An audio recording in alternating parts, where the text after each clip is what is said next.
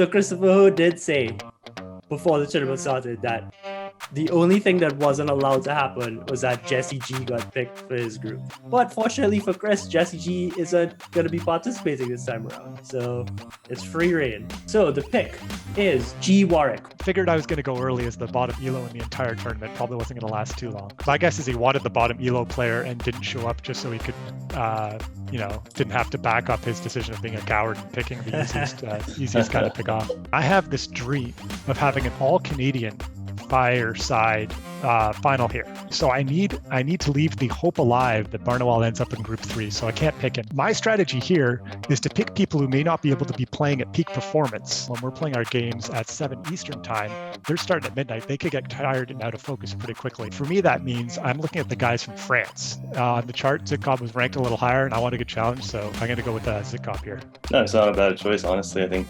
usually this time of the night, Zitkov's probably drunk. In qualifiers this week was actually really good, and I was really, really drunk. So maybe I play better that way. I'm down to 2 out options. There's the option to leave the Canada Dream open. And I've played with Clabeau a lot, and he's beat me a lot. But I'll keep the Canada Dream alive, and I'll pick Clabeau to play with us.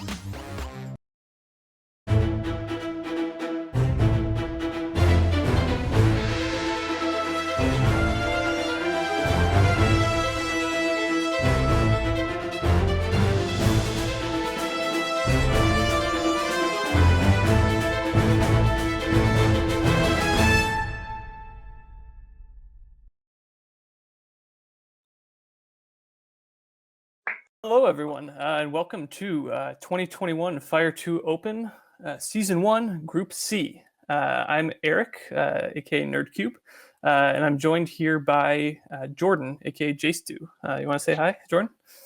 Hey, everybody. Excited to be here. I've been around Fire 2 Open the last few seasons. Hopefully, I know a lot of you by now, but Jordan's just getting started, both competing and casting for the first time this season. So welcome, Jordan, to the community. And we're really excited to be here with Group C today. We have an awesome group. You can see at the bottom there, we've got Chris Ho, Warwick, Zitkob, and Clabeau playing today. Pretty stacked group, I mean, as every group in this tournament, but I'm really excited. I casted with Chris Ho last season. We saw him cast with Warwick earlier in this tournament, so it should be a really fun showdown between the two of them today. All right. So getting into the player profiles a little bit, you see here first Chris Ho. He was the top seed in this group.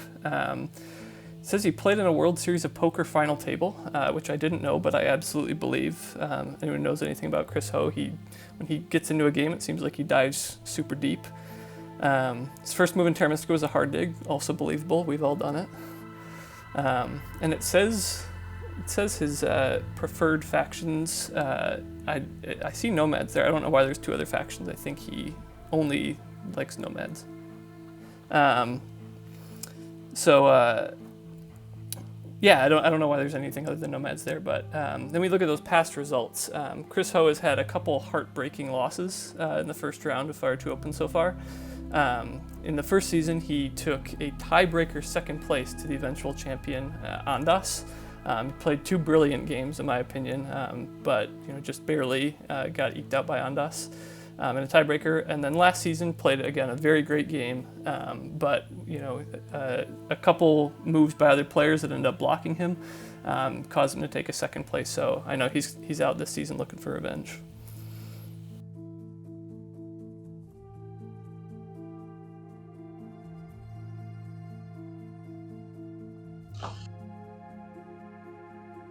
Want to talk about Warwick, Jordan? Yeah, so this is one of the newer comers to the scene. Hasn't been in the tournament before. Just started playing recently.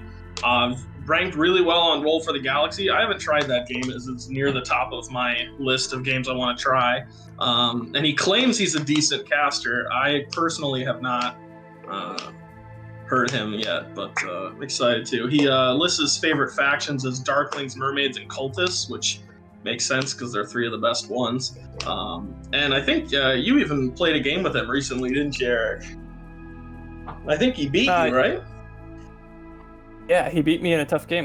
He messaged me and was like, "Hey, you want to play a quick game?" and ended up crushing me. So, I mean, I like you said, he's newer to the scene, but he's come on and made a big splash and like beaten a lot of big players right off the bat. Yeah. And then moving on to Zitcob, who's played board games since forever, beat Chris Ho once, and is French. That's all you need to know about him, I think. Zitcob actually played in last season of Fire 2 Open, and he took a tough third place. He was in one of the tougher groups last season with Sprockets, Fatty B, and Fruity Harris. So the fact that he got third place in that group, it was absolutely, someone had to get third place. But he came back, fought back through qualifiers again. So like good on him for making it through a really tough qualifier gauntlet. We had, I think there was over 100 people that participated in qualifiers this season, and only a handful of them got to make it out. So the fact that he made it through that gauntlet is impressive.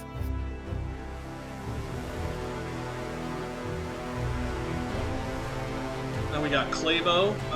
He's a very, very good arena player, plays a lot. Last season, happened to lose in a really tight game with Zorus in the first round, but he still managed to get in as the second place, but obviously didn't win the whole thing, but did decently well last season. He claims to be a fraud and a copycat, so I guess we need to watch out for what he's tricking people into today. Also watch out for him breaking his desk maybe, so let production know. Careful if his camera goes off whack. Preferred factions, both blue factions, so nobody can pick mermaids to stop him from being swarmlings or vice versa, and also prefers the cultists, which is a popular pick today. And we've got Ranior in chat saying he's got Clabeau over Chris Ho, just barely in his Terra Mystica Hotties power ranking. So I think this is going to be a really interesting showdown today to see, Clabeau's got the Hottie crown, but who's going to take home the Fire 2 Open crown? Awesome. So I think all of our players are ready. I think we're going to go ahead and tell them to get started. They should be booting up the game. I almost...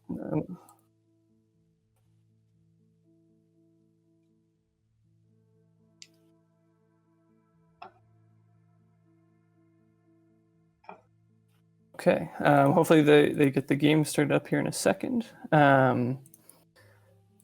like I said, I'm really looking forward to this. Something else I just want to point out too about Clabeau, who we were just talking about. Clabeau recently broke into the top 10. I think he made it as high as like 6th or 7th on the all-time ELO. So very impressive run from him recently, and so I'm excited to see if he brings that this time, if he can keep that run going. All right, starting this game. Game is ready to start.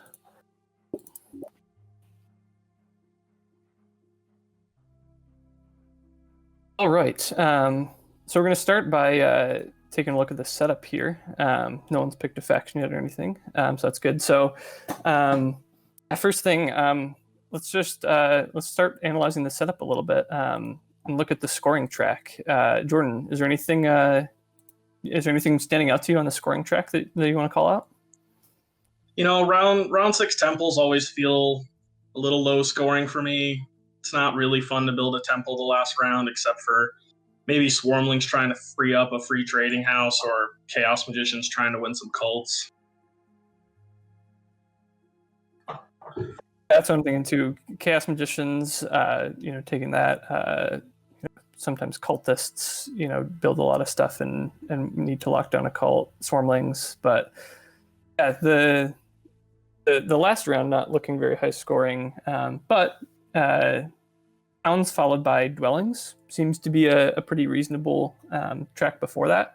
So I'd say that's a thing standing out to me. To give everyone some insight into how I think about this, a lot of players will mention reading the track from top to bottom. Thanks for calling that out, Jordan. But top to bottom meaning, you want to figure out how you're going to score points in a game, and most of your points are generally going to come towards the end of the game because that's when you have more resources. So starting at the top and seeing that there's a temple, well, you only have a few temples that it's possible to build throughout the game, so it's kind of hard to leverage that event. But dwellings in round 5, that's really good. You generally are able to build a lot of dwellings near the end of the game. Hopefully you freed up some of those dwellings with trading posts. And so dwellings are a great event that a lot of people should be able to take good advantage of.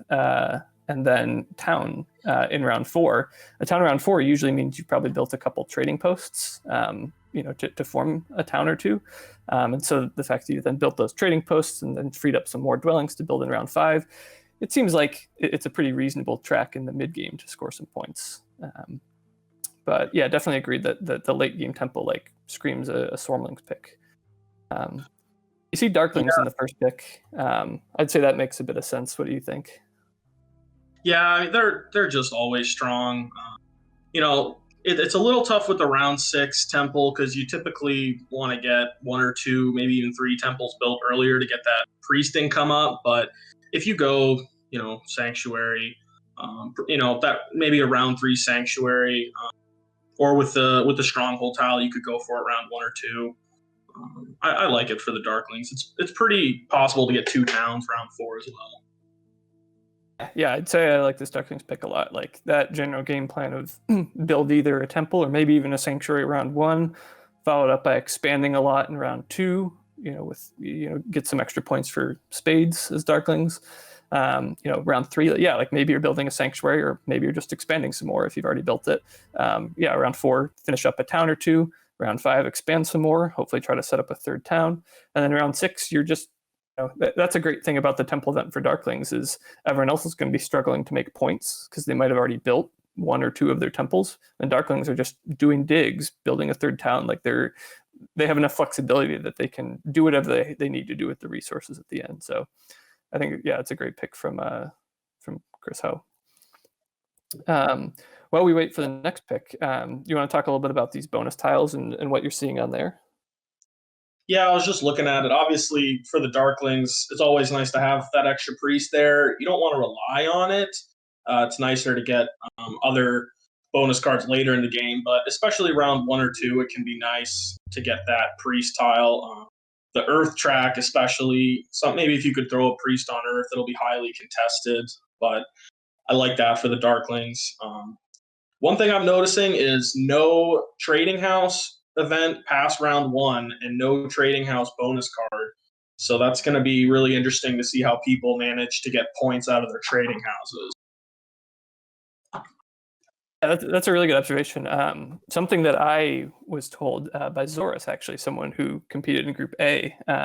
So in a Board Game Geek thread, like last year, when I was getting back into Terra Mystica, I made a post and Zoris ended up commenting and giving me some advice, basically saying that one of the first things that he does when he looks at a game setup is he tries to figure out when he's going to build trading posts.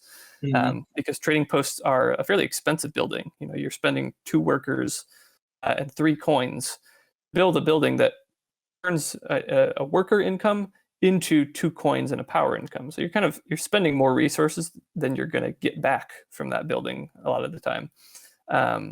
And so, yeah, he basically said, it's a fairly inefficient building to build. And so you really want to build it when you're going to get points for it.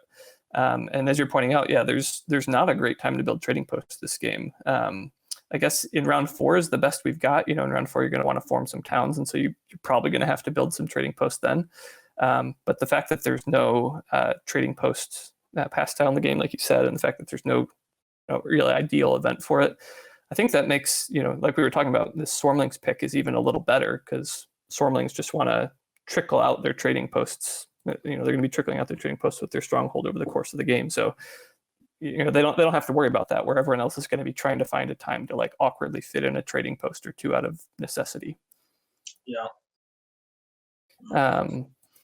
Yeah, so it'll also make the Water 1 rush potentially pretty interesting. I think everyone, to the other way to earn points for your trading post, if the scoring track isn't telling you to do it and the bonus tiles aren't telling you to do it, is to get a copy of Water 1. So I wonder if in round 3 we'll see a rush for some sanctuaries to take copies of Water 1. It's always a little bit early for my taste. Like if you take Earth 1 in round 1 and then Water 1 in round 3, like it's sometimes fairly damaging to your economy to not, be using those resources to build more things. But yeah, like we'll see if that ends up happening. And then how about this Fakirs pick? You wanna give any thoughts, Jordan, about like why you think Fakirs might have been picked into this track? Every time somebody picks Fakirs, I just assume they're trying to make somebody else be them. But it's not the worst. Looking at the bonus cards, I do like having a priest in the spade tile there. There's no 6 town tile, no coin tile, so that hurts them a little bit with no landscapes. Where with the landscapes they would be getting a lot more coins, but we'll see. The later dwelling round can be nice. It's going to be tough to see them getting Fakirs getting more than 1 town is always tough. So we'll see. Now we got. I think a big point of this matchup for Fakirs will be if they can get a neighbor over in the west with Swarmlings. Yellow and blue love to play together and have neighbors over there. And if Fakirs get left out to dry, that might be pretty devastating for them. Yeah, we've seen a lot of people go over on the right with the Swarmlings lately, and so there is a chance they get left out. Of course, Darklings get picked first. Yeah, so let's talk about that real quick. It seems like everyone's jumping on Darklings. Zikov goes to Swarmlings. So what do you have as your valuations here? Just like approximately, like who do you think might be the best and the worst? Lately it just feels like Swarmlings and Darklings can win in any setup, and especially when the Swarmlings have their stronghold tile, and if they can capitalize on that, even 2 or 3 times, that's so many extra points. And they can just play such a game where they ignore everybody else. Darklings, same thing, where it feels like you can do well in any setup, and I do feel like this setup is decent for the Darklings. But it is obviously interesting because Fakirs and Dwarves are the ones without neighbors, and yet nobody seems to want them yet. There is the shipping track bonus card, which is pretty useless for both of them. Otherwise, I wouldn't say the bonus cards are bad for either of them. The Dwarves definitely with the double Earth track is always nice if you can, get that first priest on Earth. That's a lot of nice cult bonuses for the Dwarves.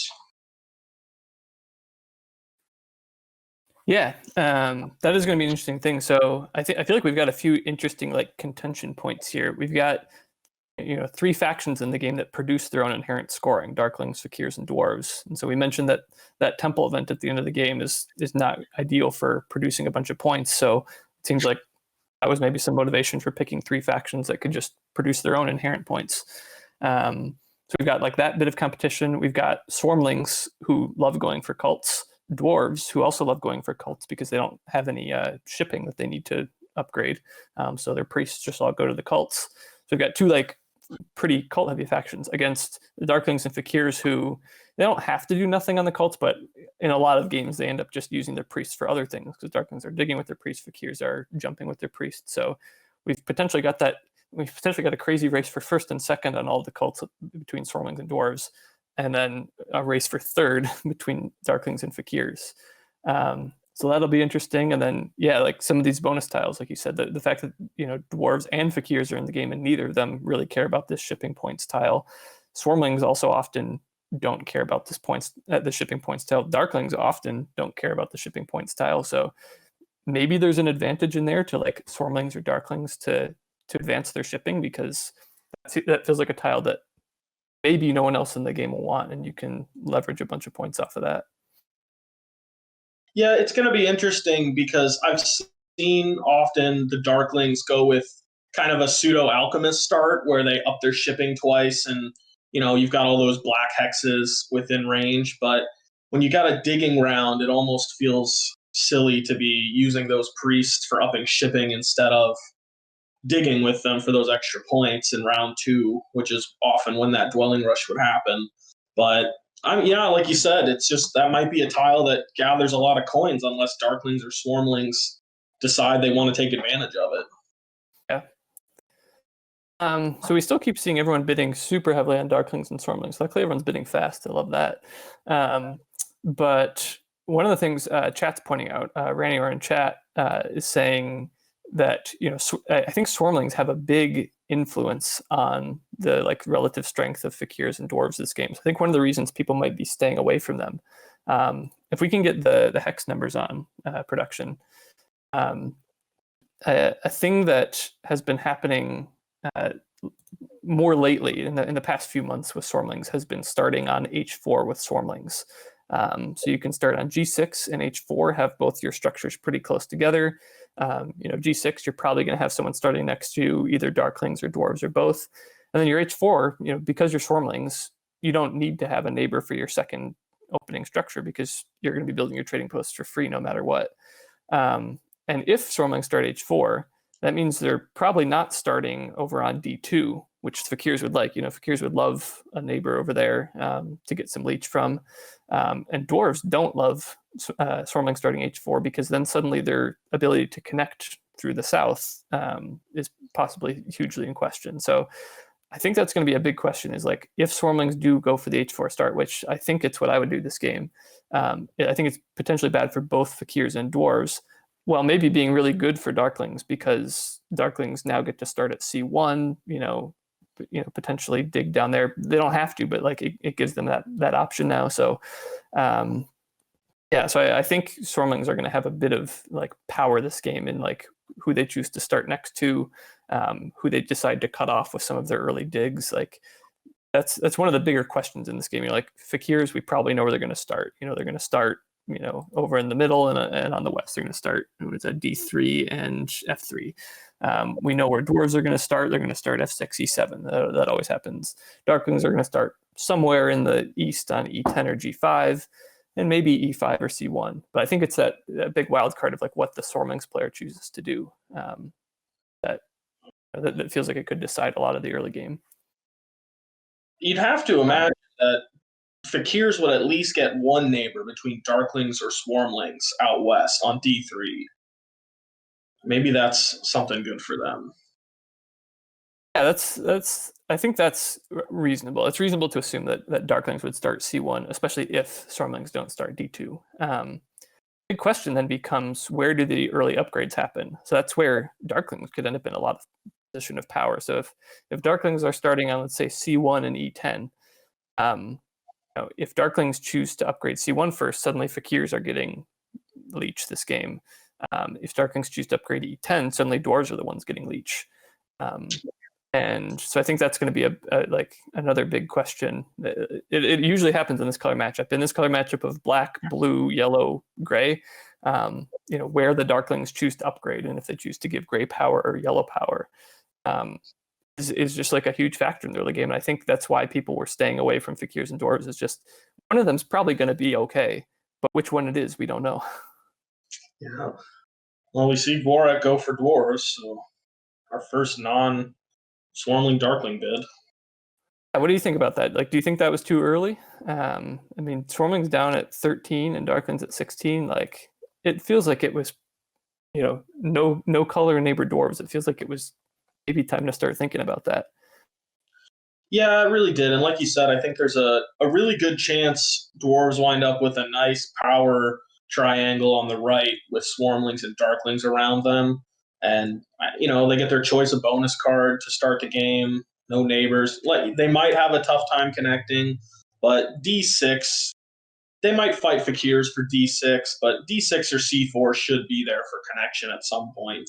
So I don't think Swarmlings going low is the end of the world for them. And we got a couple bids on them now. I agree. I think if they can claim H6, A8, one or two of those in the early couple rounds before Swarmlings advance their digging, I think Dwarves should be fine. And I think Dwarves are pretty reasonable here, actually. I think they have a fairly reasonable game plan. They're going to start with a spade so they can, build a temple and use a spade in the first round to start building out. In round two, they probably have a reasonable shot at getting the double spade because they wouldn't have needed to use their power in round one. There's always a chance that Fakirs pass before them and get the double spade, but I think it's reasonable to expect that Dwarves could get the double spade. In round three, they can build a sanctuary to start setting up for a town or two that they're going to form in round four. And then in rounds 5 and 6, I think the Dwarves can just kind of go ham on, spamming tunnels and building dwellings as much as they can. Hopefully, most of their grays have gone untouched, or they can advance their digging and just find a way to get out a bunch of dwellings. And while everyone else might be struggling to make points, Dwarves hopefully have a bunch of free gray hexes that they can jump to and earn a bunch of points that way in the final round. So I think we see Chris Ho jumping to Dwarves as well. I think the sentiment of the table flipped a little bit. So I also agree with you. I think that it's pretty reasonable that the leech would happen in the east here around the Dwarves. If I'm Darklings, I think there's a chance that I'm saying like, hey, yeah, like I want to get this leech from the Dwarves in the west as they build around me, or I want to start next to the Swarmlings and get leech from them as well.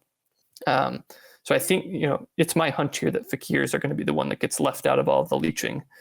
So Fakirs not starting with a spade, and if they don't get any leech, they could be in some real trouble if they're just not able to get enough power to take any early spade power actions. Yeah, that can be, as the Fakirs especially, one of the worst factions as far as their power bowl setup. Starting with, I think, 7 it is in bowl 1. To not get much power, that's going to be rough. Yeah. Looking at here real quick how the bonus tiles are going to break down, I mentioned it briefly. So I'm pretty much assuming the Dwarves are going to start with the spade. Seems reasonable, right? Yeah. Definitely. And then what do you take? Sorry, go ahead. I was gonna say, what do you take if you're Fakirs in the next seat? It's so tough because the priest sounds nice, but I don't think they're even going to have a chance to jump, since on this map there's no deserts that are within one distance of each other. Maybe they take the priest in hopes of getting a double spade round 2 and having maybe 1 or 2 jumps. Because if you can get that, if the Fakirs can get that maybe G2 or B2 early on, that opens up quite a few jumps for them. The power worker maybe could help them get a round 1 spade, but it's tough because at that point you're probably only hoping for the single spade. That was my thought also, is even if Fakirs are really concerned, and I'm very concerned on their behalf that they're not going to get any leech in the first round, maybe taking that worker power bonus tile and starting with Air 2. So if they only take 2 actions in the first round, and that's upgrade to a temple and take Air 2. Stormlings are in the game, so I think there's a reasonable shot Earth 1 would be available later on. But that would give Fakirs enough power to take the double spade in round 2. And that, it's not ideal. It's not certainly the most ideal opening, but that at least helps them to get out of trouble a bit. So I think that's maybe a chance. Like passing up on the priest as Fakirs is always hard, but I just don't see a good way for them to use that priest, honestly. The round 1 cult reward, they're not really going to be able to take advantage of that because it's on water, which they don't start at a step on. They could put it to earth and try to get those cult rewards later, but I mean, how good is that to wait till the end of round 2 before you get anything from a cult, using your round 1 bonus tile.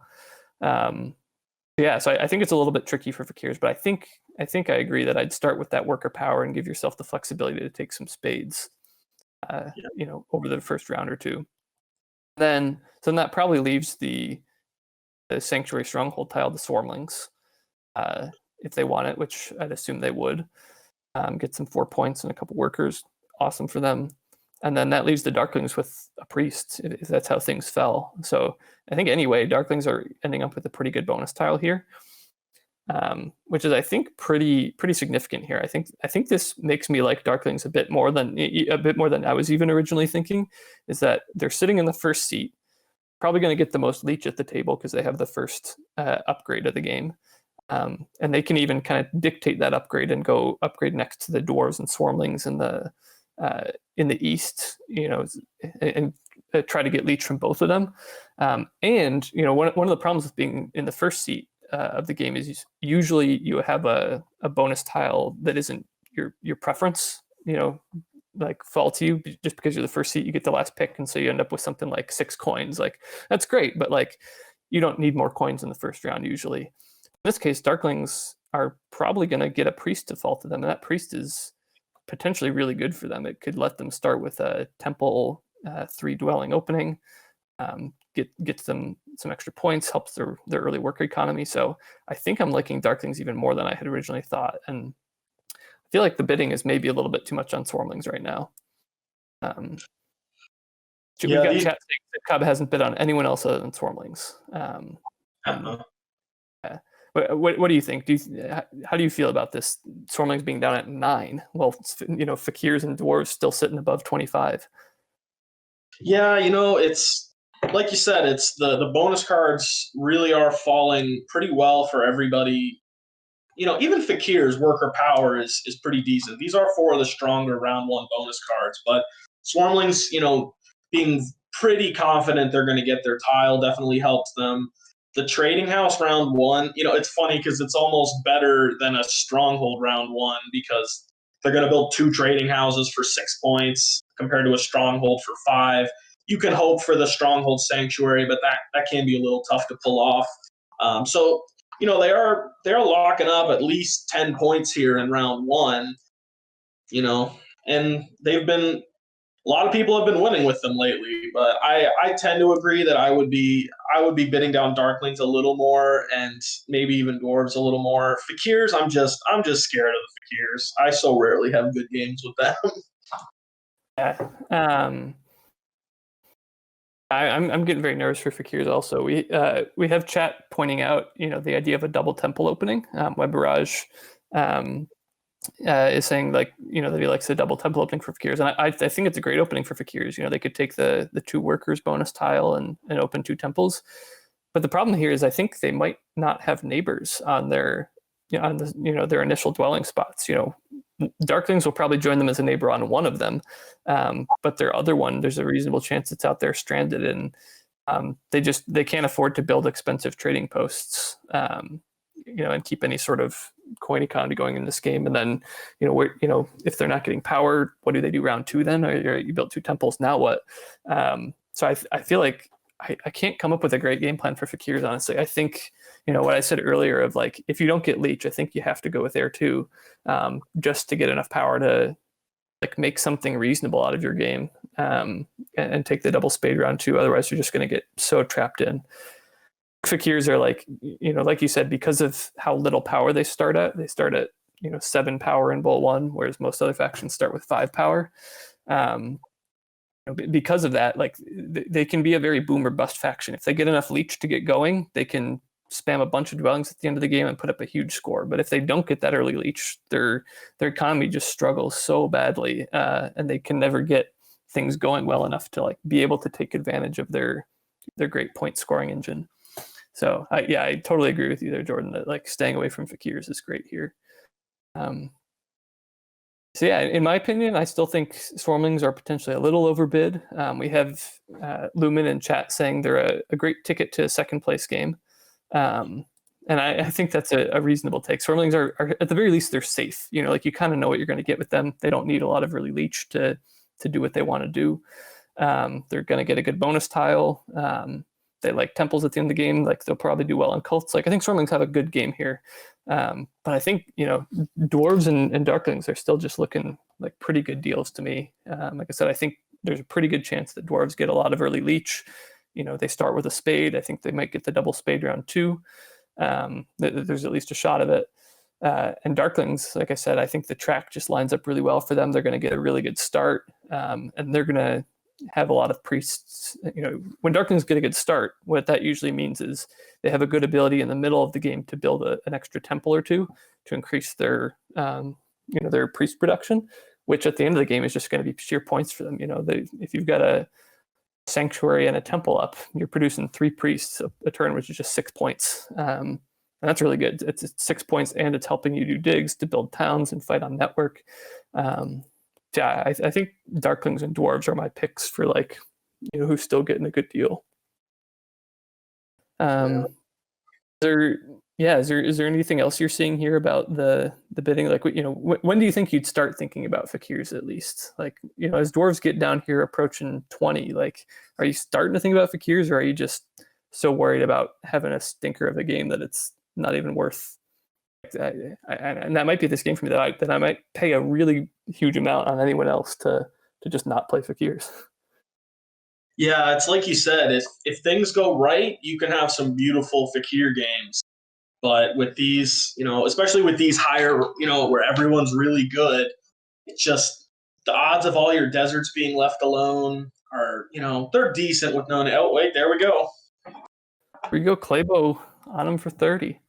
All right. So we ended up at Chris Ho for 13 points for Darklings, G Warwick at 22 for Dwarves, Zidcob at 9 on Swarmlings, and Clabeau at 30 for Fakirs. I think it's going to be, this changes everything. Like I said, this changed everything. Swarmlings chose to go on that D2 hex in the West.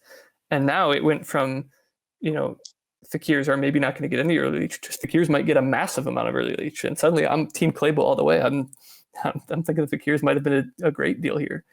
Wow, yeah. I really thought Darklings would go east with their first dwelling and then see where Swarmlings went. But, I've seen a lot of Darklings have good games over there, just racking up the leech. Now suddenly, and then Fakirs go E8, which I've seen a lot. That's interesting. Maybe they are going for a double temple. I think I agree with you here. I think Chris Ho not going in the east with his first dwelling was actually a pretty big mistake, I want to say. So if he goes in the east with his first dwelling, like it's pretty much a given that he wanted to do that, right? Yeah. And then with his second dwelling, he could make the decision. And in this case, like where he wants to go next. And in this case, with everyone else the way it is, I think I'd actually debate going on that E5 hex in the center. Like I think that's where Chris Ho wishes his dwelling was now. He wishes he'd placed his first dwelling in the center. He can beat Fakirs. Like with his first action, he can dig that brown and start forming a sanctuary town there. Or maybe it doesn't even have to be a sanctuary town; it could just be a normal town. But I think that's where Chris wishes he was right now. Because now there's a reasonable chance that Fakirs can cut him off in the north. There's a chance that dwelling gets stranded out there. He's going to get a lot of leech, but I'm not so sure this C1 dwelling was ideal for Chris. Like especially first, like you said, the fact that Swarmlings acted after him, that Swarmlings just plop themselves on D2 and cut him off. So looking at the bonus tiles, Fakirs actually did take the 2 workers. And based on their starting position, Fakirs starting on E8 there, it looks like Fakirs are going to go for the double temple plan that the chat was talking about. So yeah, this is really interesting. Swarmlings started with a priest then, and Darklings got the worker power. So yeah, the power still wound up being on the east, like we thought, despite the weird starting positions or unexpected starting positions. Yeah. For a second there, I was all at the board Team Clabeau, thinking he was going to get some leech, and then Darklings chose to upgrade in the east anyways. I think that's a reasonable decision. I think if you gave Fakirs a ton of leech, given that they started at 30, there's a chance that they just run away with the game. I also think as Darklings, you don't want to give Fakirs leech, because if Fakirs have more leech, that increases the chances that they'll be able to cut you off in the north. You want to give Fakirs as little as possible, and let them struggle so that you can beat them to the north. There's no temporary shipping in this game, no temp shipping bonus tile. And so it's going to be a little bit tricky for Darklings to beat Fakirs to the north. Like they'll want to get a bridge or advance their shipping on their own. And both of those are kind of expensive, inefficient actions to take. So Chris Ho would like to delay the possibility of Fakirs cutting him off in the north for as long as possible. So I think that's smart of him.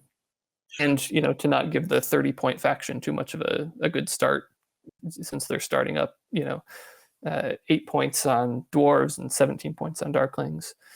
So yeah, based on this, I think Dwarves are still in a great position, honestly. It looks like they've gotten already, like everyone is giving them leech. That's like, if I'm Dwarves, I'm absolutely stoked about that. You build your temple, Dwarves are probably going to pass first, would be my guess. If they build a temple, use their spade bonus tile, that's fewer actions than anyone else wants to take. And so they can get the double spade in the second round. And suddenly Dwarves are off to a sweet, sweet economic start. So yeah, I think, is there anyone whose position you particularly like here? Obviously, Dwarves. Now, they thought a while before building that first trading house. I'm not entirely sure why they went middle instead of on the right. I guess maybe they just feel they're giving one less person power, and maybe they're hoping they can snag the double spade from the Swarmlings. But I feel like Darklings will give it to them anyway here. We'll see. That definitely helps Fakirs out quite a bit, though, because they were not looking like they were going to get any power. I think that's an interesting point. Is that Dwarves might be wanting the double spade for themselves this round, because that's an even better start, and they might be like upgrade in the east. They give Swarmlings the power to take the double spade, but by upgrading in the center, they're basically telling Darklings, hey, look, if you don't want Swarmlings to take the double spade and take that spot away from you, that brown spot, don't upgrade to a temple yet, and let me take the double spade. Do something else. Go dig a hex. Go take a power action. Right? Just do something else. It's okay. Darklings, it looks like chose to go through with building their temple, but I think that was potentially a clever play by G Warwick to say hey, Darklings, I think maybe if you don't want to get cut off over there, and maybe you do, but maybe you don't, I'll give you the opportunity to deny Swarmlings the double spade. But Swarmlings didn't want the double spade anyway. Swarmlings just sent a priest to water. So that is kind of surprising to me, honestly. Fakirs don't give Dwarves the leech. This is a whole big. It's not really a race. It's kind of a. It feels like everyone's pushing their luck to see who can get the double spade. Will Swarmlings, I feel push their luck there by not taking the double spade. That Dwarves, the Fakirs might give Dwarves the power to take it. So who gets this double spade right here? I think is going to be pretty huge, and important to the rest of the game.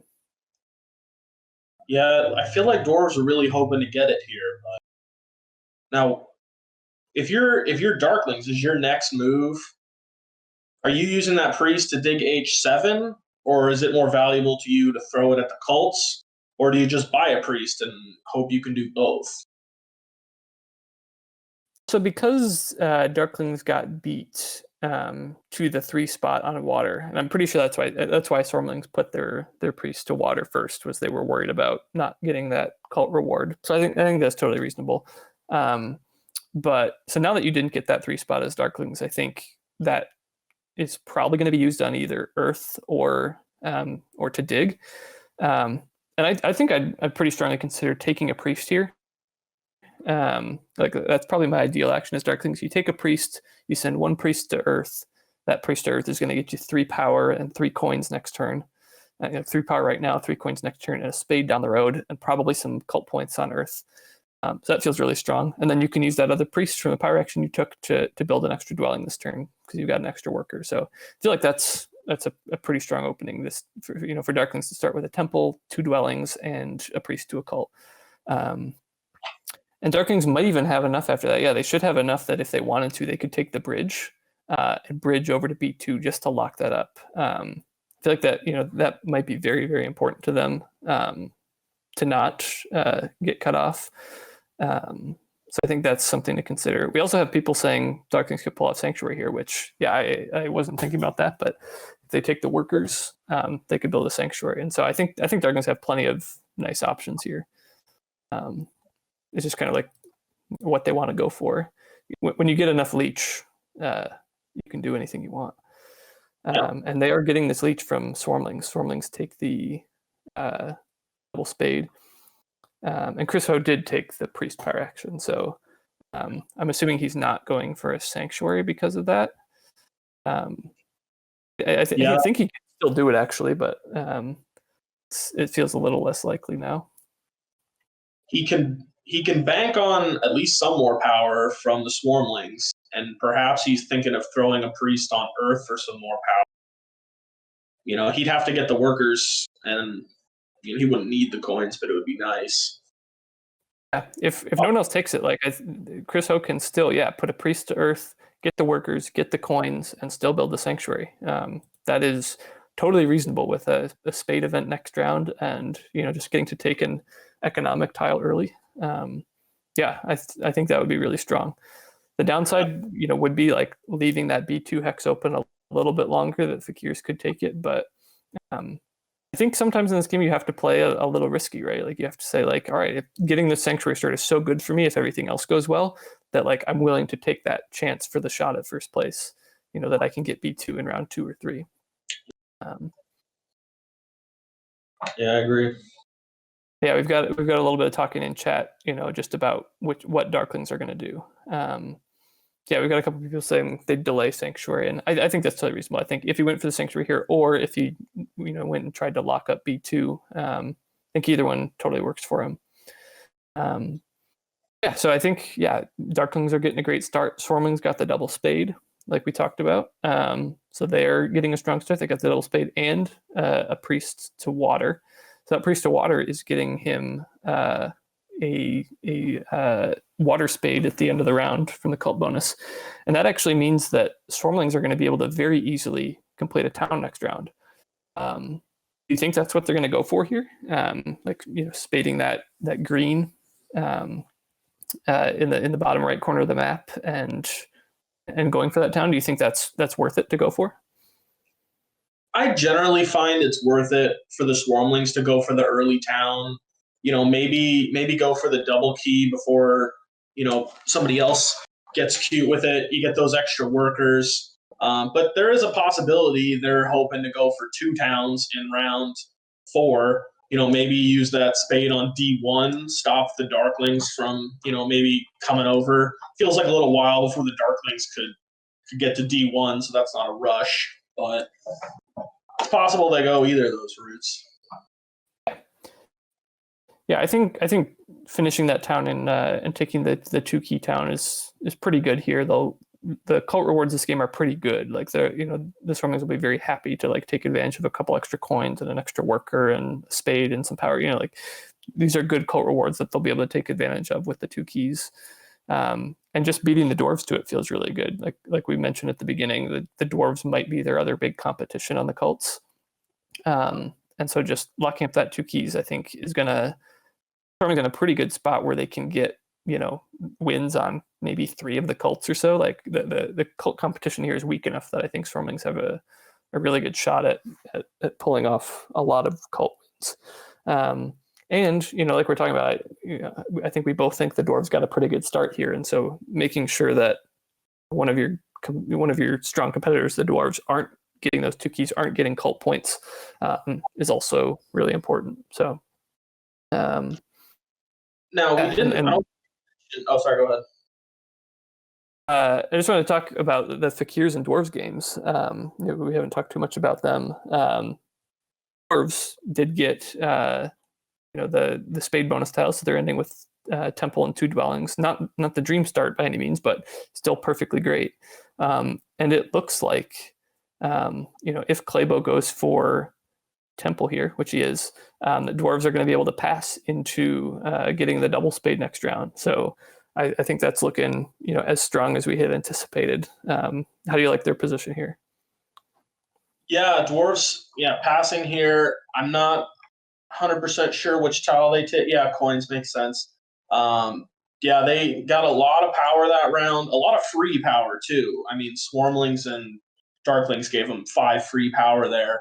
So like you said, it's not a dream start, but next round should go really well for them. Get a double spade and maybe 3 or 4 dwellings down. That's a move up Earth again, maybe with their cult spade for a couple more coins. Fakirs going double econ with their favor tiles. What do you think about that? And neither one being air 2 like we thought. This was I think this was actually a good read by Clabeau. He thought for a long time about this turn, and I think the read that he's making is, so Darklings still have a priest and a worker and a lot of power, and Darklings, he thought they've got a lot of stuff they want to do this round. Swarmlings still have their free trading posts, so they've got a lot of stuff they want to do this round. and dwarves were ready to pass. Dwarves didn't have much to do. Like dwarves could have taken a power action, but it seems like dwarves passing for the double spade was like, really what they were going to do. So I think Clabeau made the read that he's going to, instead of getting his spades from a power action, we were talking about him taking air 2 so he could get spades from one of the power actions. He realized he wasn't going to get that, but that he was going to be able to get this spade bonus tile if he delayed for 1 turn longer. He just needed 1 more turn for dwarves to pass, and he'd be able to jump on that spade, and no one else would be able to take it.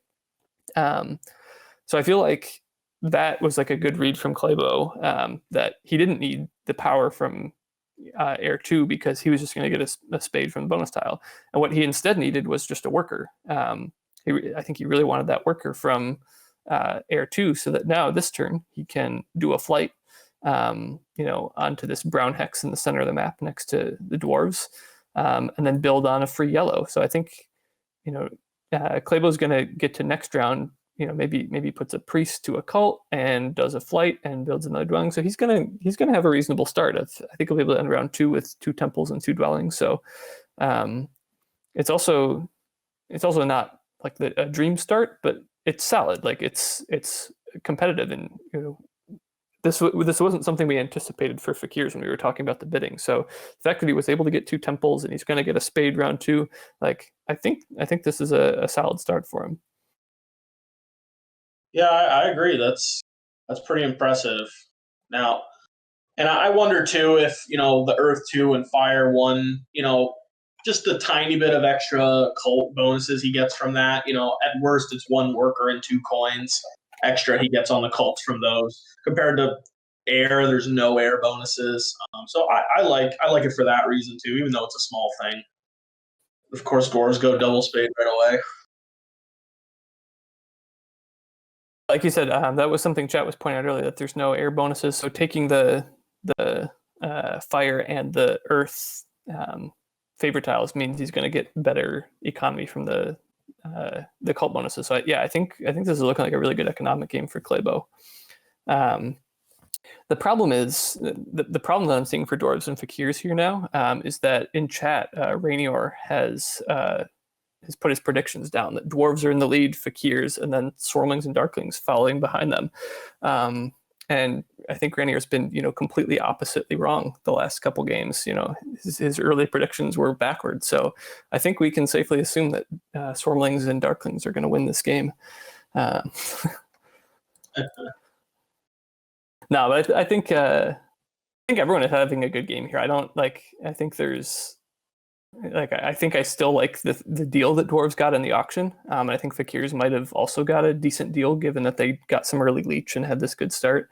But I think that everyone is having a good game. Like no one has had a disastrous start where they didn't get things that they were expecting, or I think this might be the kind of game that just ends up coming down to very little things in the end, like the bidding.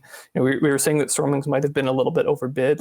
It might just come down to that if Stormlings lose by a couple points. It doesn't seem like they got denied anything that they wanted here in the early game. They just maybe bid a few too many points. So I like to see that, right?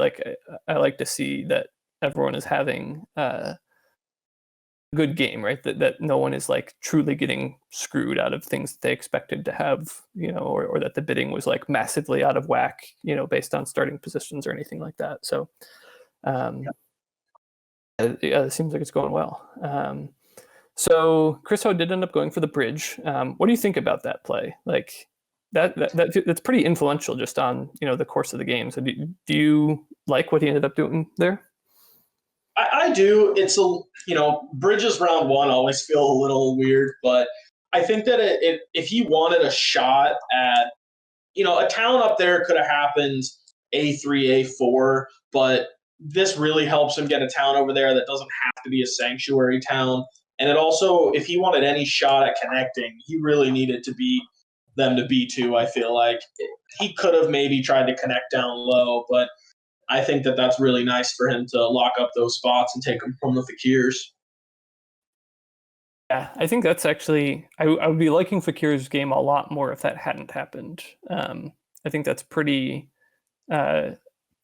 devastating to their early expansion. They love being able to do that, one flight that opens up 2 hexes for them, and they can often get a town in the north if they win the race to some of those hexes. So right now I'm not seeing necessarily where a second Fakirs town is going to happen. Like they have some space, but Fakirs economy is just so fragile early that it's going to be difficult to get all of the hexes you need to form a second town.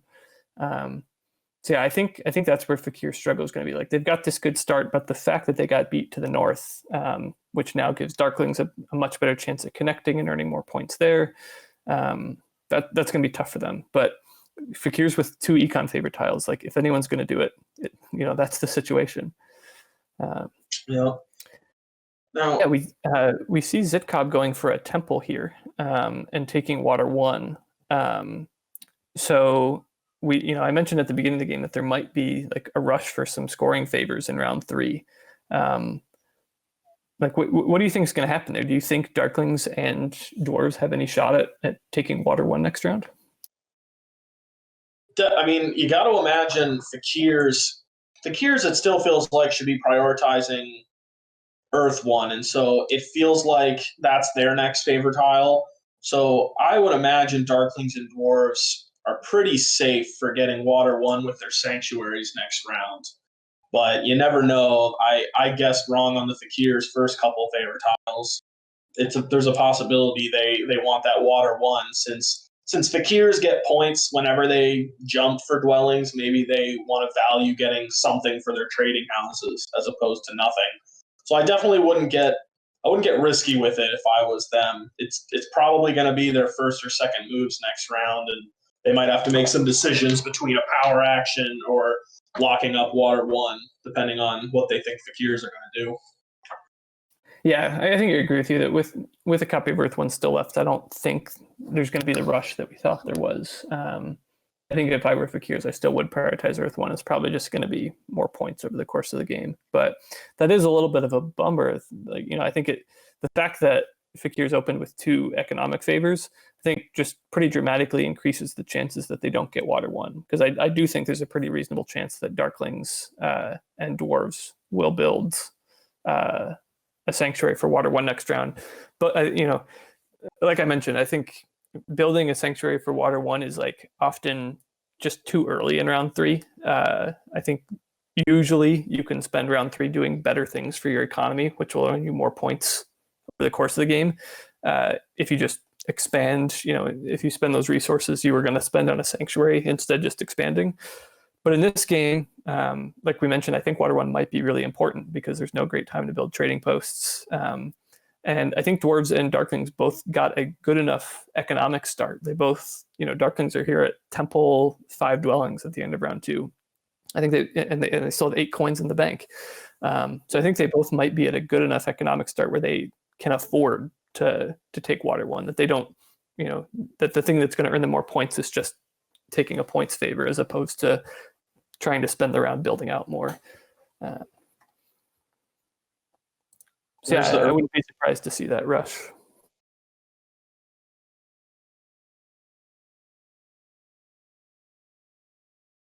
So there's the early town from Swarmlings, like for the double key, like we thought. Yeah, it makes a lot of sense. They're now doing pretty commandingly well in the cults, I'd say. They could even, if they wanted, I think I'd strongly consider this, like to take a priest here and throw it to air, and then they just win air. Like no one's going to fight them on that. So yeah, it looks like they could have just locked up water and air. And he does take a priest. He might go to earth with it, actually. No, he's going to air. Yeah, 2 coins and a spade compared to. I mean, I don't see anybody fighting him on air now. It feels like that would be pointless. Yeah. And for just 1 priest, that feels really strong. Yeah. Earth was always going to be. The priest air would have been.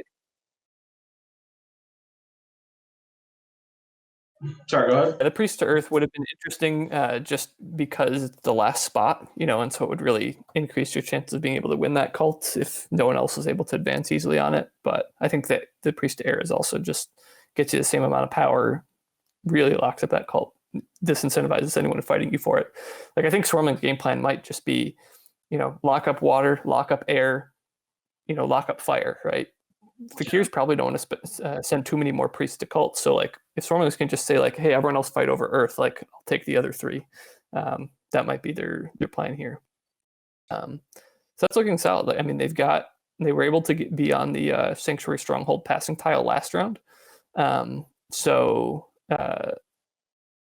got some points that way. Like they've gotten themselves up to 20 points. They've got a commanding presence on the cults. I think Stormling's game is going okay here. The question is just whether or not it's going well enough to overcome the big lead that they gave everyone else. It's still looking to me like that answer is no. We see Chris Ho here going for the Sanctuary and Water 1. So it looks like he is just going to kind of play a greedy points game. He's already up to 36 points after starting down at 13. He's got 2 scoring favors. He's got a good economy going. He's still got 5 coins and 2 workers and a priest in the bank. Like he can build out a bit more. He can build a town next round. Like I think Darklings are doing really good stuff here to just play some greedy points. Dwarves got good expansion. Fakir's got some good expansion. So I mean, I'm enjoying this, that it's this close, right? That I don't feel like anyone's running away with it yet. Into a tight finish, like maybe some key hexes being dug away. The network race might be important. Someone taking Earth 3 might end up being really important this game to lock up a cult. Do you have any strong feelings about who's in the lead right now? I'm honestly struggling to figure out doing the best. Like you said, I mean, it's the Fakirs really need to do something here for some favor tile points. And I feel like anything, obviously that would likely be a Sanctuary, but that feels like that's a lot of resources. I think right now they're probably thinking about the double spade or the coins, but I don't know. If they could, double spade Sanctuary sounds like a nice round, but I don't know. That hurts their income and takes a lot of resources. I like the Darklings quite a bit. Like you said, they got a lot of points, and I don't know what other moves they can make this round, but they should be able to get a town next round.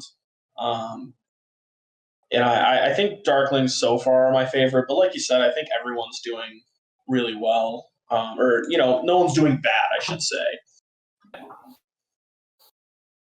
Something interesting to point out too. So last round, the Fakirs chose to use their spades over in the west, right? They kind of locked up those 3 buildings in a row so that they can form a Sanctuary town there. Instead, alternatively, they could have done a jump to get to that brown in the center and started building out from there. I think the reason they chose to go the line they did is because they were a little bit worried that Stormlings might start digging their hexes away. Stormlings have already locked up all the space they needed in the east, and so Stormlings might just start interfering with them in the west. So don't blame Clabeau for that decision at all. But the predicament that it put him in here, we see he just took the coins. Because I think the predicament was it would have been great to take the double spade. He had exactly enough power for the double spade. He just didn't have anywhere to put the second spade. All of the digs that he needs to do are over a flight right now. And you can only do, when you take the double spade as Fakirs, you can only do one of those jumps. By spending a priest to do a carpet flight. So I think that ended up just, it was very safe of him to lock up that territory, but in the end it put him in a bit of a predicament where it's so hard to pass up the double spade in round 3 when you have as few dwellings on the board as Clabeau does. So but we'll see if that ends up costing him, like the fact that he's not able to expand as aggressively as he'd have hoped. Yeah. Now this interesting Swarmlings took single spade over double spade. I'm guessing because they want to save that power as coins for their Sanctuary, which they almost definitely are going to build this round. So they need the coins for their Sanctuary, and they didn't really have anywhere to put the second spade. I think all they really need to do is lock up that black spot, and they'll have their 2 towns carved out. So. But it's nice for Jacedu. He's got exactly enough stuff to build the Sanctuary. So assuming he's going to take an Air 1 here, again, help lock out that Air cult, and then just, it's going to rake him in 3 or 4 points for the rest of the game. Yeah, looking at let's look at the Dwarves game. We haven't talked too much about them. They got on the spade tile again. So the Dwarves opened the game on the spade pass tile, got the double spade round 2, and are getting the spade tile again in round 3. So that's really great for the early expansion, right? They've been able to do enough other stuff with their power that they're going to have like a really solid expansion this round. They've got Temple 5 dwellings on the board now. They'll be able to end with Sanctuary, Trading Post 5 dwellings in this round if they want. That feels really solid for them. I like Dwarves game a lot here. We were talking about, like I was talking about, finding it hard to pick a winner right here, or who's in the best spot. And I think I'm ready to say that like Dwarves and Darklings are a bit of a step above everyone else. No one's game is going bad, like we've said, but they've just had things fall a little bit more their way. They started, I think, with a couple too many points in the auction. And yeah, everything seems to be going well for them. Yeah, they're getting that. Well, Swarmling's not putting the priest on Earth last round. Let the Dwarves do it this round, which is pretty much wins that cult for them and gets them the double spade next round on the cults. That feels, like you said, really strong start for them. Yeah, they're doing really well. One thing that's going to be interesting to see, I mean, they can always just plop their spades wherever they want, but Dwarves almost have their 2 towns carved out right now. Like they don't particularly need a lot more spades for the rest of the game, so it's always nice to get more spades. But like it's kind of funny when these spades come late and Dwarves just don't need them. Like Dwarves would prefer to have more spots to tunnel rather than more spades right now, I think. Now, we didn't mention the Fakirs going Fire 2. Yeah, I was just about to bring that up. That is, for all of our talk about, should they go Earth 1, should they go Water 1, and then Clabeau comes at us with a Fire 2. Something I always really like about playing with Clabeau. I feel like Clabeau is one of the best, most unusual players in my mind. Like he is one of the players. Like he's an incredibly strong player. Like we said, he broke it in the top 10. Elo recently. He's always on the top of the arena leaderboards, and I feel like I have the least ability to predict him out of any of the other top players in the game. And this, we got it wrong what his opening plan was, what his opening favors were going to be. Turned out to be really great though. We got it wrong what this favorite tile was going to be. So we'll see. Not to say that he's wrong or anything. It's just I'm always surprised by what he does. So yeah, this Fire 2. Like, how are you feeling about it? I'll say my thoughts in a minute, but do you think it was a good play for him? It feels like a very strange move where okay, the fire track is strong. Maybe that factored in, but it feels like if he wanted a town next round, 2 trading houses would have got him a town. And that if he took Water 1, that would have been 6 points. Fire 2 and like we were saying earlier, where do we even see a second Fakirs town? And if you're not building more than 1 town, Fire 2 feels pretty silly. But like you said, maybe he knows something we don't. He's got a plan. I'm not sure. I've learned to just trust Clabeau a little bit. I don't know. It's always difficult for me to call someone else's plan wrong when they've proven as much as Clabeau has, But I'm gonna try to get in his head a little bit and think about what he's thinking, because he just built that trading post this round. So instead of getting 5 points for a town next round, he built a trading post this round. So trying to get in his head, I feel like okay. Maybe he's a little bit worried that the range towns get taken by like the Darklings or something. Maybe he's slightly worried about the Darklings trying to like rush to beat him to take the range towns, and then he can't get one of those. Maybe he's worried about the Darklings like stealing a couple of his yellow hexes. By finishing a town this round, Clabeau can now he could actually do 2 jumps if he wants to go claim some yellow hexes before Darklings are able to get there. Yeah, he does take this yellow from Darklings, which is going to pretty significantly slow Darklings down. Maybe not too much. Like they can always dig that gray, but maybe Dwarves jump to that gray first. So like this is potentially pretty bad for Darklings. And yeah, Clabeau gets to like you said, the fire bonuses. Like this helps him lock up fire, gets him an extra worker on fire, gets him a couple power now. Like getting in his head, I want to say I can see what Clabeau's thinking, because like I said, I want to believe in him. He does such interesting things. But like you mentioned, if he doesn't get a second town, this feels questionable. It's taking a tile that gets you a town now instead of just waiting and taking Earth 1 or Water 1, which are going to get you points. It feels iffy. But like I said, I think I can see a little bit of the reasons that he was thinking of. But man, I'm excited to see this play out. I mean, the other reason, of course, being he heard this thing was called Fire 2 Open, and he was like, all right, guys, I got it. But yeah, it's I think people are mentioning in the chat there's a little bit of a chain reaction with that too, where now that Darklings have the opportunity to take H6, it could hurt the Dwarves quite a bit, even along with the Darklings. So maybe he's just trying to play a little bit of chaos here. I'm not sure. Yeah, I mean, chat's saying this is bad, but I think there's a little bit of an element of like, I want to believe there's an element of like, okay, we've said that Stormlings maybe got a little bit overbid, so like maybe they're maybe they haven't been doing well enough to like compensate for that. So maybe Clabeau thinks, okay, like I don't think Stormlings are going to be my biggest competition in this game, but I do think Dwarves and Darklings are doing really well, and I do think that so this play pretty dramatically irritates Darklings, which might cause them to pretty dramatically irritate Dwarves, and so yeah, this chain reaction of I'm going to cause my two other opponents to start duking it out now instead. I'm going to force do this thing that's a little bit suboptimal for me to force my opponents to do something that's even more suboptimal for them. The big question is just is taking Fire 2 only a little bit suboptimal? And I think it might be a little bit stronger than that. But I really want to see how Clabeau plays this. Like I said, I don't know what he's doing. He could form 2 more towns for all I know. And I believe the man can do it. He's got 2 econ favors. He's got 4 workers coming in on the fire track. Yeah, this is a really, really interesting game from Clabeau. Clabeau's even got a great decision here to pass onto the spade or the dwelling points tile.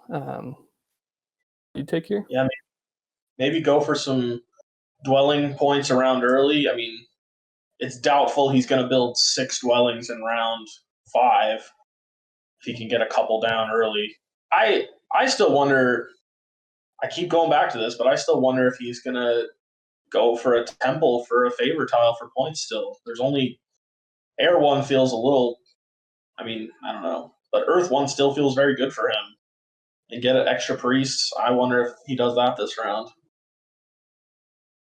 He does already have 2 priest income, but I mean, with the fact that he's already got this upgraded range and the fact that there's so many free yellows on the board, he might be able to take advantage of having just a ton of priests. Like that might be Clabeau's path to winning this game, is just only, don't build any more normal dwellings for the rest of the game. Just only jump, just jump every time you can. He's got great worker income. He'll be able to just do a ton of jumps if he built a temple for Earth 1 right now.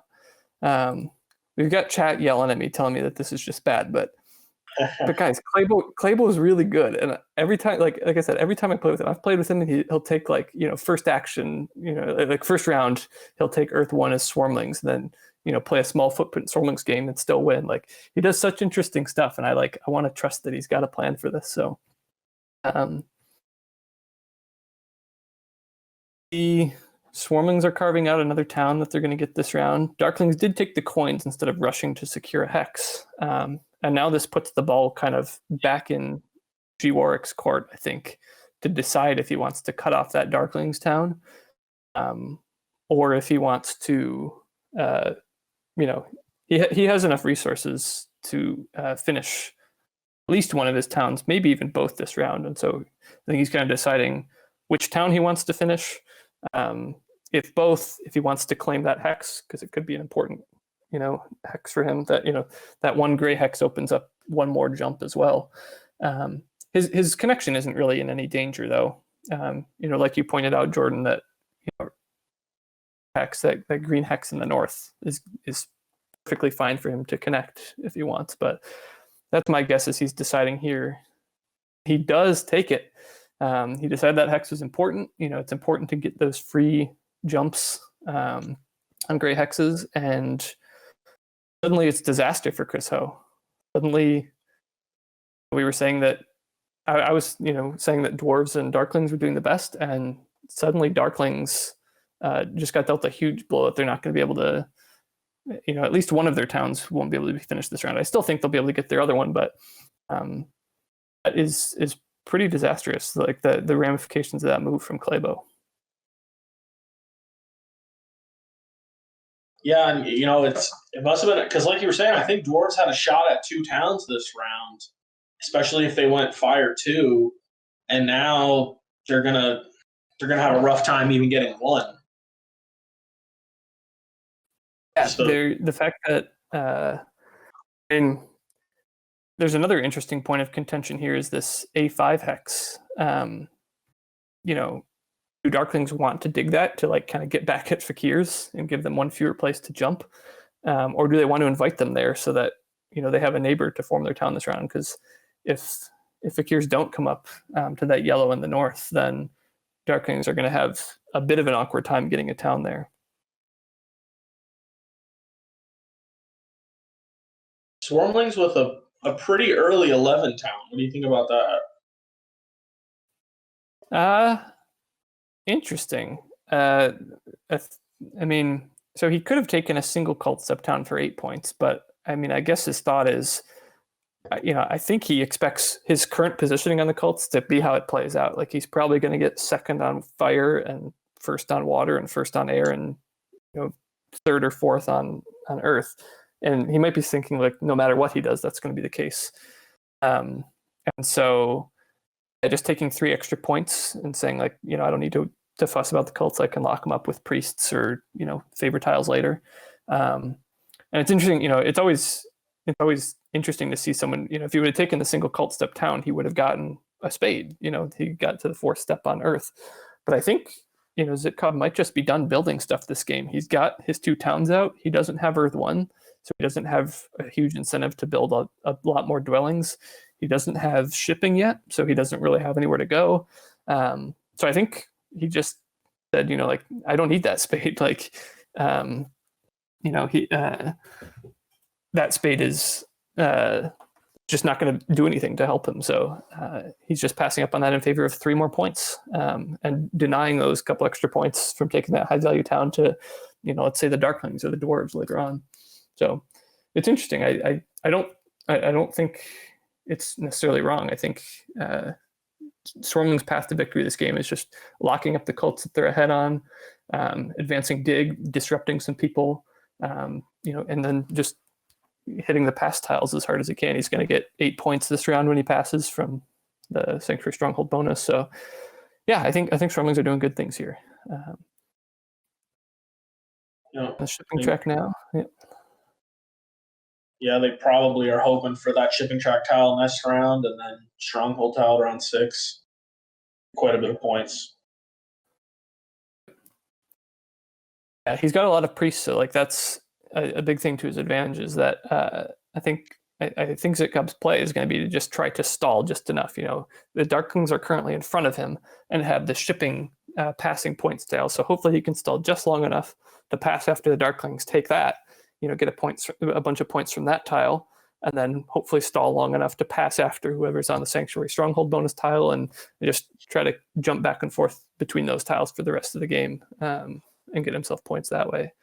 Because, without building, if Storming's plan is to not build much stuff for the rest of the game, as I suspect, their plan is pretty much just going to be to sit on what they've got and earn some passive points, and those bonus tiles are going to be the biggest part of that. So let's see. Let's check in on what chat is saying. We get this double spade from the Fakirs and then another single spade. So it looks like the Fakirs are in fact carving out a second town.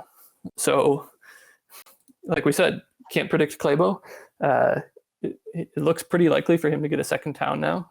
Not this round, but he'll need to dig that brown and then and build on a yellow. But yeah, I think Fakirs are going to go for this town, and that makes the fire 2 at least a bit more reasonable.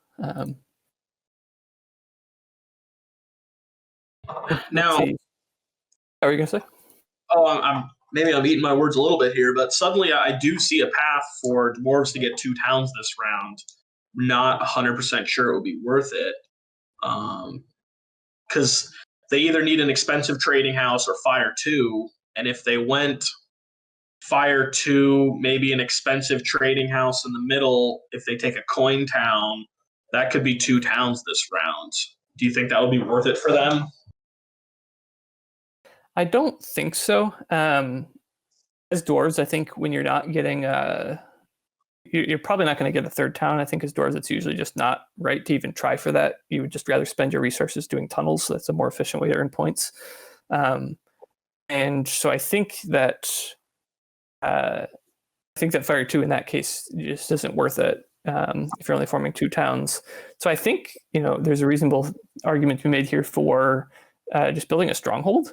You could build a stronghold in the east to finish off that town without an expensive trading post. And that would give him the ability to start doing cheaper tunnels next round in the dwelling round. Right now he's got 3 gray hexes that he could tunnel to easily. And so I think that would have been pretty reasonable. He does go for fire 2 here, though. I think this is a bit wrong. It does make it possible to finish both towns this round, but finishing the 2nd town now versus later, he's going to get a spade at the end of the round. He's going to get a neighbor eventually to build cheap trading posts there. Like, I don't think he needed to worry about finishing both towns this round. It's only 5 more points to finish a town this round as opposed to some other time. And I think, taking fire 2 there is just, if fire 2 is worth 5 points this round, taking air 1, for example, even if he was going to take air 1, if you want to take air 1, like air 1 is going to net you more points over the course of the rest of the game. A stronghold will probably net you more points over the course of the rest of the game. So I think this tempo was a little bit wrong here. But I mean, getting both towns this round is nice. The fact he can save his resources instead of building a stronghold. He'll have more priest production, can fight better on the cults because dwarves aren't doing that well on any of the cults besides Earth right now. So he's going with your fire 2 line. Do you think he's still going for the 2nd town after he took the workers? He could do a hard dig maybe for a dwelling at F. Yeah, it looks like that's his only route is to do a hard dig. And I mean, alternatively, he could tunnel like throw a priest to a cult and then hope he gets some more power to take the bridge or something. But this feels a little awkward. The fact that he took the worker town means that, instead of a coin town or something, means that he's not going to get his other one this round. So yeah, I don't know what he's going to do. I suspect that he's actually not getting that other town this round, which makes the fire 2 even a little more questionable. Do it like with Clabeau, I always like to look for what am I missing? Like, these are all great players and like they all had a reason behind the things that they did. So I'm trying to get into his head and think about what he was thinking there. For him, fire 2 might help get him some points on fire over Darklings. It might help him to get and maybe over Swarmlings. Might help him to get 4 power next turn, which he's going to get now from the cults. So I imagine that's what he was thinking, was just like, I think there's a chance maybe he just didn't think of the stronghold. He was debating between expensive trading post or building a temple, and he thought, well, a temple is 1 more coin, or an expensive trading post is 1 more coin than a temple. I could just take the cheaper route and build a temple. But I do think that a stronghold might have been a bit more interesting, just to help him get out more dwellings in the final couple rounds by doing tunnels. Yeah, with the dwelling round. So we do see Chris Ho dig that yellow away. What do you think about that? Do you think that was a spite move, or do you think Chris Ho has plans to do something with that hex? I definitely think he's going over there. Well, there he goes.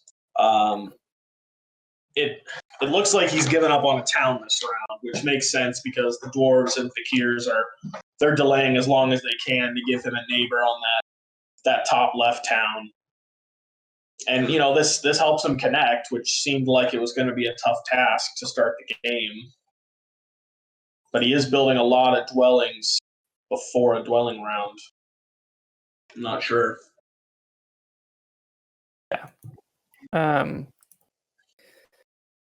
So I think that, that seemed like, when he got cut off from his town, it seemed like his plan had to be, okay, I've got the shipping tile. I'm just going to advance my shipping. I'm going to set up a second town somewhere else. It looks like he can probably eventually get a town there. Somehow he's just building out a bunch of dwellings. And so that was his plan, was to like secure his connection, get points on shipping, carve out another town somewhere else, block out a potential space from Fakirs. So I think this makes sense from Chris Ho. Although his game is looking, I think, a lot worse than we expected it to. We expected him to get 1, maybe 2 towns this round. Like I think a Fire 2 from Chris Ho would have been reasonable here this round. It would have helped him get 2 towns. It would have. He was probably planning to get 3 towns this game.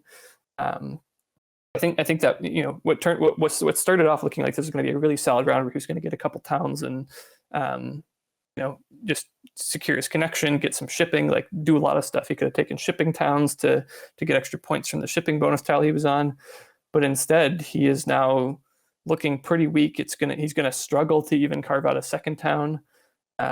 His connection is going to be hindered quite a bit, I think, by what he was forced to do this round.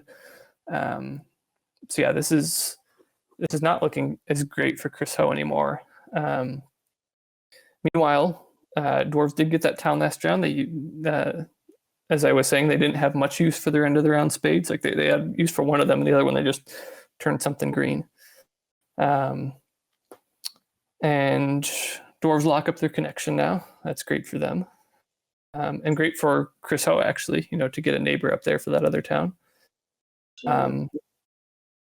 Let's check back in with Clabeau a little bit. Let's see what he's been doing. So looks like he secured that spot for a second town. What do you think his rest of the game looks like? Do you think he's going to try to lock up that town now, or do you think he's just going to try to get out a bunch of dwellings now? It's tough. It's pretty rare you see Fakirs building dwellings without jumping this late in the game, but that definitely hurt him a little bit with the Darklings using their bonus spade on E6 and then forcing him to hard dig E6 back to keep it away from the Darklings. So that definitely hurt him a little bit. Looks like he's going to try to get, 2 or 3 jumps in here, build a trading house. That should be quite a bit of points. 8 points every jump he makes this round. But that definitely hurt him a bit there. Yeah. Looks like so he's still got 2 dwellings left available to build, and he's got plenty of resources to be able to build those. So I think that seems pretty reasonable. Yeah, he's build out his dwellings. He might be able to get out one trading post now, finish your town in the last round, and then Clabeau honestly might be in a position in the last round where he has too many workers. He's kind of got this imbalanced economy right now where he's got a massive amount of worker income because he took Earth 2 and has all his dwellings on the board. And he's also got a ton of priests because he did build a temple for Earth 1 last round. So Clabeau might be in this weird position where he's just forced to start digging stuff without building on it, just to get 4 points for doing the carpet flight because he's just out of dwellings to build. Yeah, and a lot of priest income. Yeah, he's got so many priests. I don't know what he's going to do with them all. I guess he can still throw 1 to fire to lock that up if he wants. Maybe he's hoping for a single key town to do that. Would actually not be too bad for him to help him lock up fire, maybe get a point on Earth, maybe help him get a point on air or something. So I still think Clabeau's got an interesting game. But it's looking like Dwarves just have a really solid game here. They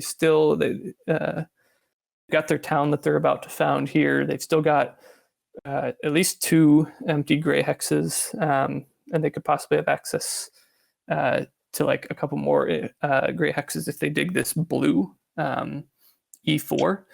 So this blue hex that's just hanging out in the middle row, if Dwarves are able to do a double dig there, that then opens up 2 more gray hexes that they have access to. So yeah, I think Dwarves are going really solid here, that they're just going to finish up their towns and then to do some jumping in the last round.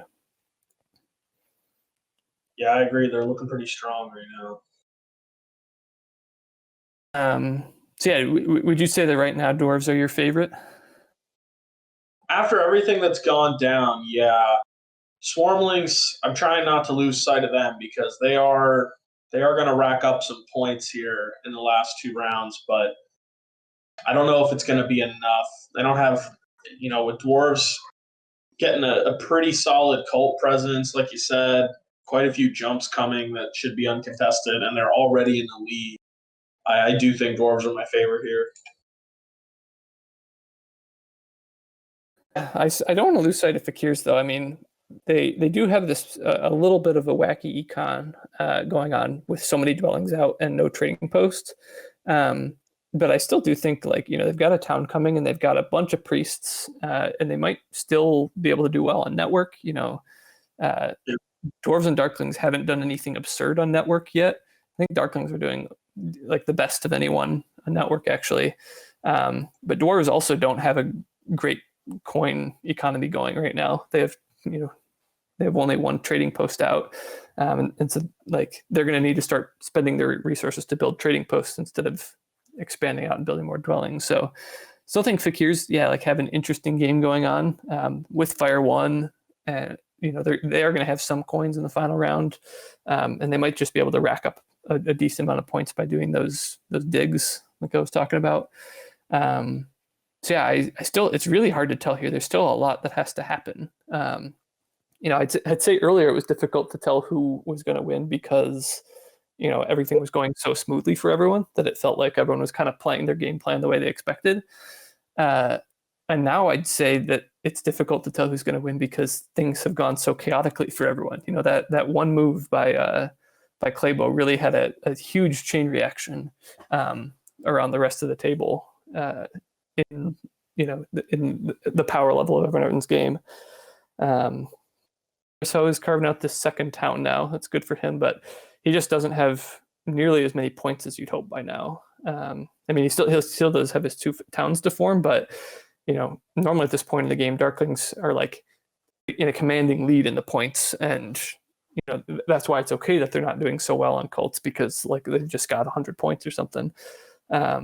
And I don't know if he's going to be able to make up this point gap. Like, he's got 2 towns, but Dwarves are just in the lead by 30 on him and doing well on cults, and are going to get at least 6 to 12 network points, maybe even more. So yeah, it feels like Dwarves have, that move by Clabeau to steal that yellow hex from Darklings. It forced Dwarves to do a slightly inefficient thing by tunneling then when they maybe weren't planning on it, but I think it was much worse for Chris Ho in the end as the Darklings. And now Zitcob starts digging away yellow spaces. Yeah, had to start seeing that coming. Yeah. So this is where it maybe starts getting ugly, is like Stormlings don't have anything else to do besides dig stuff away. Darklings might have leftover priests to start digging stuff away, and they have a couple shipping. Dwarves even might just like have enough resources left that they can start messing with whoever they think's in the lead. So yeah, this might be where we see some extra messiness, like that reaction from Clabeau, like might have given everyone else like nothing better to do than to just mess with each other. And he might be the brunt of that. Yeah, I'm wondering if H8, like that mountain, some of the mountains might start becoming vulnerable. We'll see. So we are going to see here, like, some of these hexes that Dwarves want, like, now that Stormlings have their upgraded digging, like, suddenly everything is on the table for being blocked. See, they've only got 1 shipping, so they can't hit like, everywhere, but there are still 2 gray hexes within range of Stormlings that they can hit. There's a yellow hex within the range as well. Like, I think Stormlings can be very disruptive here, and they can actually choose to be disruptive in, like, a systematic way. Like, they could they could just say like, I think Dwarves are winning this. Like I think Dwarves are going to win. I want Fakirs to not win, to not get second, so that I can get second. For the viewers, the format of this tournament is that the players who finish first in this game will automatically advance to the next round, while everyone who finishes second, as well as the best third place out of all the games in this side of the bracket, will get to play an additional game for a chance to advance. So these players are maybe starting to look now at like, if I can't win, how can I make sure I get second or a strong third place? And so for Zitkov, yeah, he might be able to be like intentionally thinking about like, all right, Dwarves are going to win no matter what I do, and so I just need to make sure I get second, and Fakirs and Darklings are the ones standing in my way of that, and so I can do disruptive things to them. And it looks like Christopher Ho's a little razzled with the bonus card rush there, which he missed out on. Yeah, this is pretty unfortunate. He doesn't have much stuff left, so I think he was hoping that everyone else did have stuff. Like Zitkov passed with 9 coins, 7 workers, and 3 priests. So I mean, I think he was surely hoping that everyone else had something left to do. Dwarves have a priest in hand still that they could have sent for 4 extra power on the fire cult. But yeah, so this is looking pretty brutal for Chris Ho. Like we said, what started off as a great game, now he's getting locked out of a scoring bonus tile in the last round. These 2 towns, like he'll make these 2 towns, but he might have to take a fire 2 to do it. And taking fire 2 and only getting 2 towns, like I said, is not ideal. He's going to do well on network, I believe. He's putting up the strongest network performance so far, and he's already got 2 shipping. So like he doesn't have much left to go there. His 2 towns are still going to bring him in a lot of points, but it feels like he's going to be slightly behind the pack with not doing well enough on cults and just not having enough raw points right now. I did like the Swarmlings pass for 1 with the dwelling tile in a dwelling round. I don't see that very often. Yeah, we had some people in chat asking if they thought Swarmlings were gonna, advance their shipping and maybe try to get out a couple dwellings or do something clever there. Like, so one of the things for Swarmlings is that their dwellings are more expensive than everyone else's. So even though this round gets you 2 points for building dwellings, a Swarmling's dwelling almost costs 2 points just worth of resources to build. But because Zitkov had the dwelling pass tile, he would actually be getting 3 points per dwelling that he builds. So, there was some argument that like, oh yeah, you could advance your shipping, try to build some dwellings. Maybe there was even a crazy world where he like connects this game and earns points on connection. A bit of a stretch, but I think for him, just like, yeah, doing that early pass, like just, this is what I was kind of calling out earlier, that he had enough stuff that he, rather than using that stuff to build, more dwellings, he wanted to use his resources to stall just long enough to get this shipping points tile, which is like the most valuable thing for him. Just getting 9 points is more valuable than anything else he could do. So. Yeah, I agree. I don't think it was worth building dwellings for him last round. I do think he's going to wind up with quite a few resource points here. Yep. Let's see. We've got saying that they think Swarmlings. This puts Swarmlings back in it a little bit, and I think I'd agree. Like I think this chaos from everyone else only benefited Swarmlings in the end, right? Everyone else did things that were a little bit suboptimal for the game. Because I think starting with the chaos from Clabeau, and Clabeau's bet, I think, was just that it would be more chaotic to everyone else than it would be to him. I think in the end, the person benefiting the most was the Swarmlings, right? Who just kind of sat there and said, "I don't care. I've got 7 structures. I'm done with my game. I'm just disrupting everyone else, winning cults, advancing digging, advancing shipping." So Zitkov's actually, if he locks up this water and air cult, if he advances his shipping twice more, he's going to build a temple and a trading post. So Zitkov's going to end this round with well over 100 points after he passes. He's going to get a good amount of cult points. That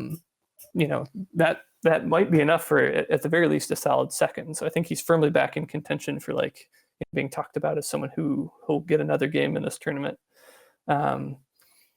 I still do like how the Dwarves game's going a lot, and then like Chris Ho and Clabeau both have stuff going on. Clabeau just finished his town, and he's still got a bunch of stuff left to jump around, do well on network.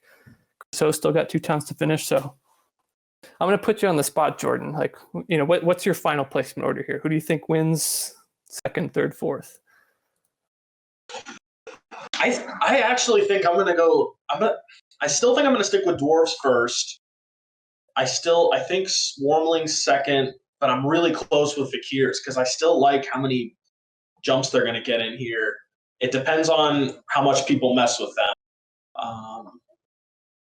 I can't commit firm on Swarmlings or Fakirs second, but I do sadly think Darklings are getting last here because I liked their game to start so much. I do think they're going to do all right with network and another town, but not passing for points and so little cult points just feels like that's going to be too much for them to overcome. We'll look at, I'm trying not to do too much math here, but just looking at the cults, Fakirs ended up doing surprisingly well in the cults. Yeah. It's looking like they're going to win fire. Well, they did win fire. It's looking like maybe a second place on Earth, maybe even a third place, possibly even a second place on air.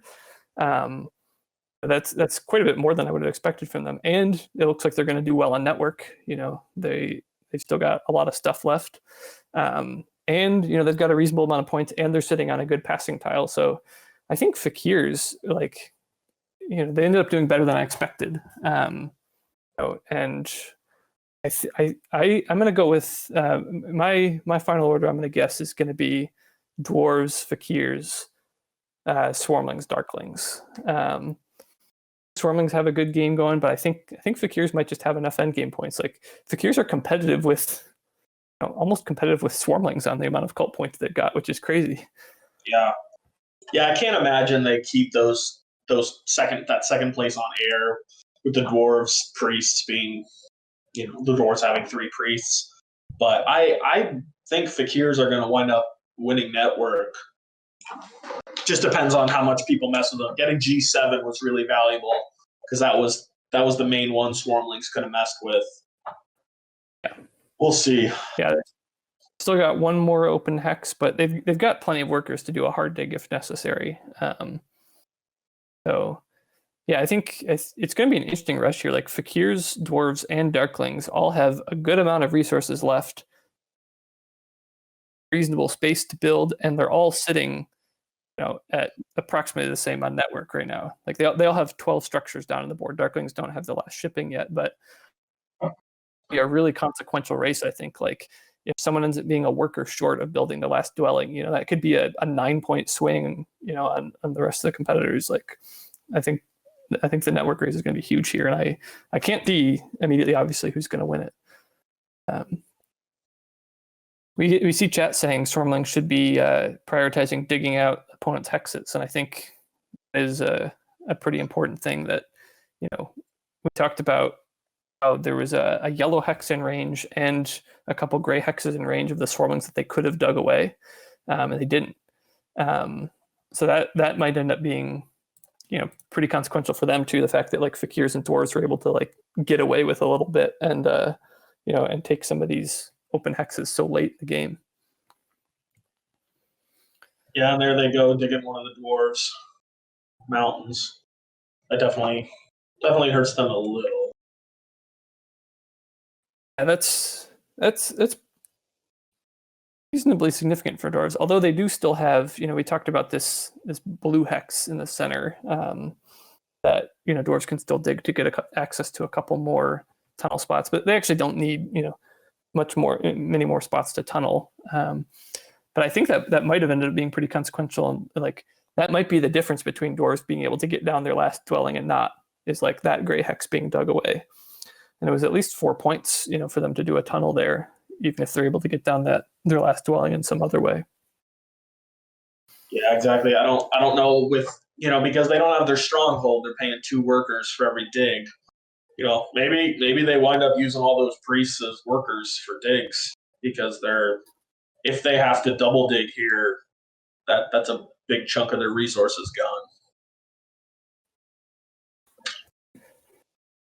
Yeah, I'm curious to see. Yeah, like I think there's a couple options that Warwick could have here.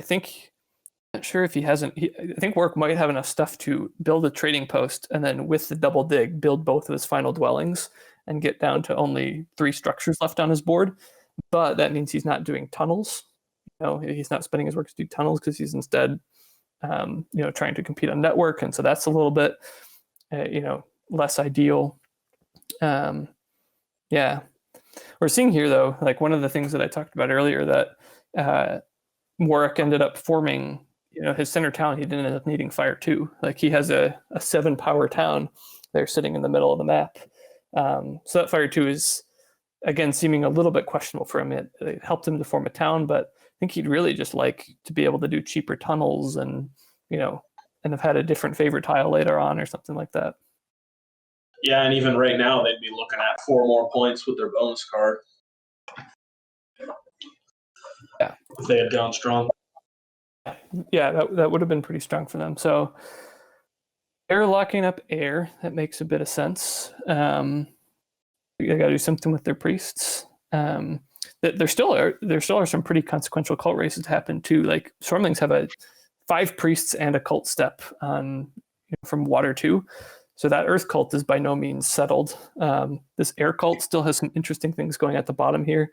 And with how close this game looks, I think like all of these races are going to be super important. I think I think there's a real chance that it's like the whoever gets the last priest, if Fakirs were to place the last priest to air here, something like that is going to end up being really consequential in the final tally with how close everyone is. Hopefully all the competitors have their notepads out and just we're not supposed to do math, but they should definitely be doing some math about who they need to be hitting, like who they need to make sure to beat on a cult. Yeah.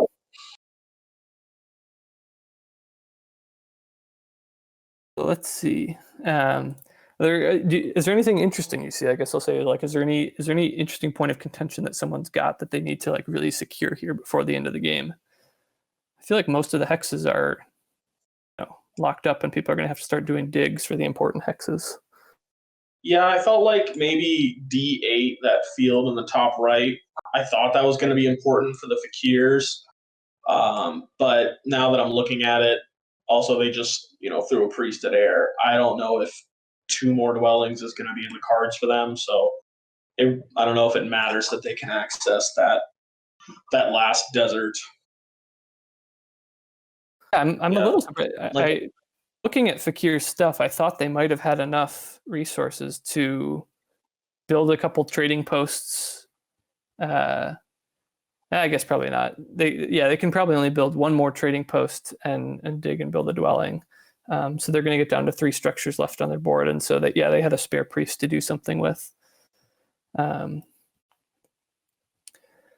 Clabeau not having Water 1 also is consequential to the fact that he's not really going to be incentivized to he's got a choice between just building out a bunch of trading posts and going that route. He'll end up just spending his resources on a temple or fighting on cults that way. I think there's a chance Clabeau ends up using some spare resources to take Water 2 or something, right, and just use those last couple little cult steps to eke out a couple points here or there.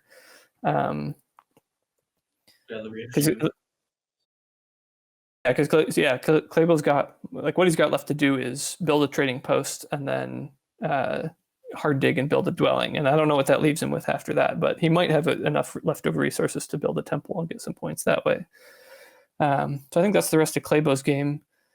Cobb, he's at 2 shipping. He's got 1 more shipping to do and a free trading post, and then he'll have plenty of stuff where he can choose what he wants to do. He could take Earth 3 if he needs to. If he feels like he needs to challenge dwarves, he could try to shoot up fire maybe. He could take fire 3 and send a couple priests to fire and try to beat dwarves if he decides that dwarves are his biggest opponent that he needs to take out. Zikob's just got a few options here. I think he's trying to stall probably for as long as possible to see what everyone else does, force them to all commit to their actions so that he can, finish the game out with settling the cults, in whatever way is best for him.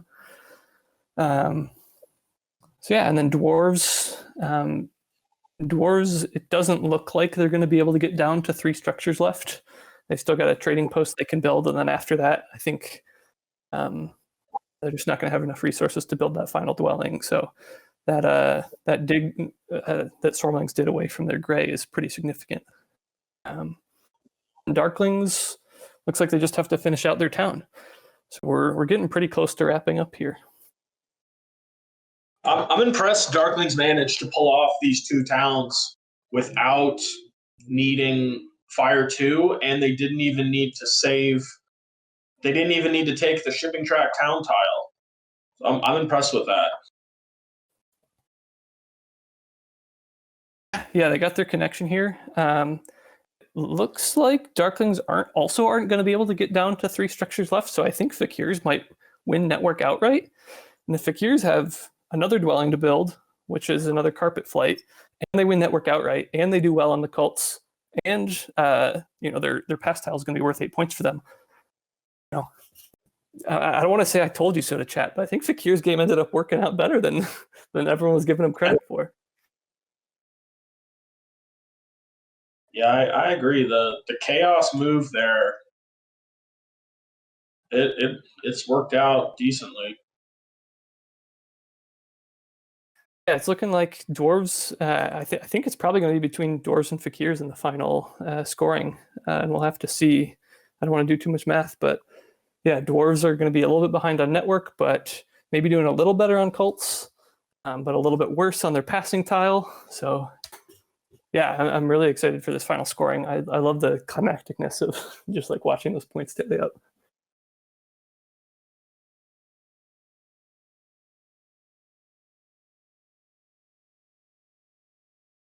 Oh yeah.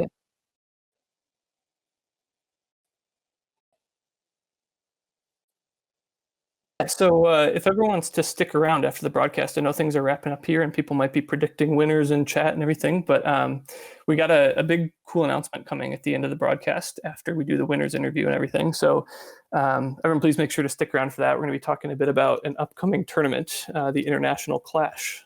So stick around for that trailer and some announcements about more of the details there. But yeah, as we just wait for these final couple turns to happen, looks like Clabeau does have enough stuff. Did build a temple. A little bit concerned here. Guess you can take fire air 3. Oof. What's he doing with this temple? He needs air 3. If he takes air 3, that gives him exactly enough stuff to build his last dwelling. A little bit of a panic attack on Clabeau's behalf, thinking that he didn't have enough stuff to build his dwelling. The dwarves building that temple next to the Darklings means that the Darklings can now get their last dwelling down, which is very big. Oh wow, yeah, that is actually that's huge in the race. Darklings have had a really good round 6. They have. I think it's going to be just a little bit short. They're going to be, after passing and everything, I think they're going to have around the same number of points as both the Fakirs and the Dwarves. The Dwarves are doing better on cults. Both Dwarves and Fakirs are doing better on cults, and it seems like that's going to be the difference here. Yeah, I agree with you. It was a very impressive round, though, with 2 priest towns, like 2 11-point towns for Chris, and then, getting that tie on network is going to be huge. Yeah. All right, let me see. Yeah, they're digging out their last dwelling. Darklings are going to end at 113 before final scoring. Oh, and they're going to pass for 4. They did end up with air 1, so that is going to be significant. But yeah. Yeah, turned into an 8-point temple. It's pretty solid. This was a really well played last round. Chris Ho does something, just to compliment him. But I complimented Clabeau earlier, I think, saying that he, makes some really unique positions and does some really unpredictable, but turn out to be great things. I think one of the things I've noticed about Chris Ho is his ability to persevere out of terrible situations. Like when he gets cut off, when people do unexpected things, and his game gets a little bit muddled, he's really great at like finding an alternative line out of that and like figuring out how to make the most points out of a bad situation. I feel like he's one of the best in the world that I've seen at that. So give him credit for that, for like taking what was a pretty crummy situation in round 3 or 4, whenever that was, and turning it into this. He's going to have over 120 by the time he passes. And a network win. So yeah, very, very solid game on his part. Very solid game all around on everyone's part. This was super interesting. Like we said, there was a great game plan for everyone here. But Fakirs was the one we were most worried about, honestly, and they pulled out the interesting double temple opening. So I feel like everyone found a really good line, a good like kind of meta line for their faction. Criticisms we've had here in chat, like I think were a lot of nitpicks, because I think everyone ended up finding like a good path, like for their faction. No, it looks like we're getting an interesting dwarves challenging on water here. You'd imagine Swarmlings take it here, but they tried. Yeah, Swarmlings just locked that up. Dwarves didn't have much else to do with their priests, so why not make that last-ditch effort? But yeah, so I think we've only got a couple actions left here, and then we should see the final scoring. So a reminder to everyone about how this is going to work. Yeah, so first place will automatically advance. Second place in this game will get a second chance game in a few weeks. And the closest third place among all of the groups in the fire division will also make that second chance game. So the current best third place to beat is last week, Zorus scored 132 points in third place to first place Istari's 142 points. So I think it's something like percentage of the winning score. So point being, Zorus was down by about 10 points in third place. So if we see a third place that gets within a handful of points, within single-digit points here of the winner, will be in strong contention to take that spot in the third place game and in the second chance game. So see it racking up here. This is incredibly close. Fakirs take it. I just gotta say, I was trying to not trash talk these competitors, but I'm going to trash talk chat and say I told you so, to the idea that things might work out okay for Clabeau here.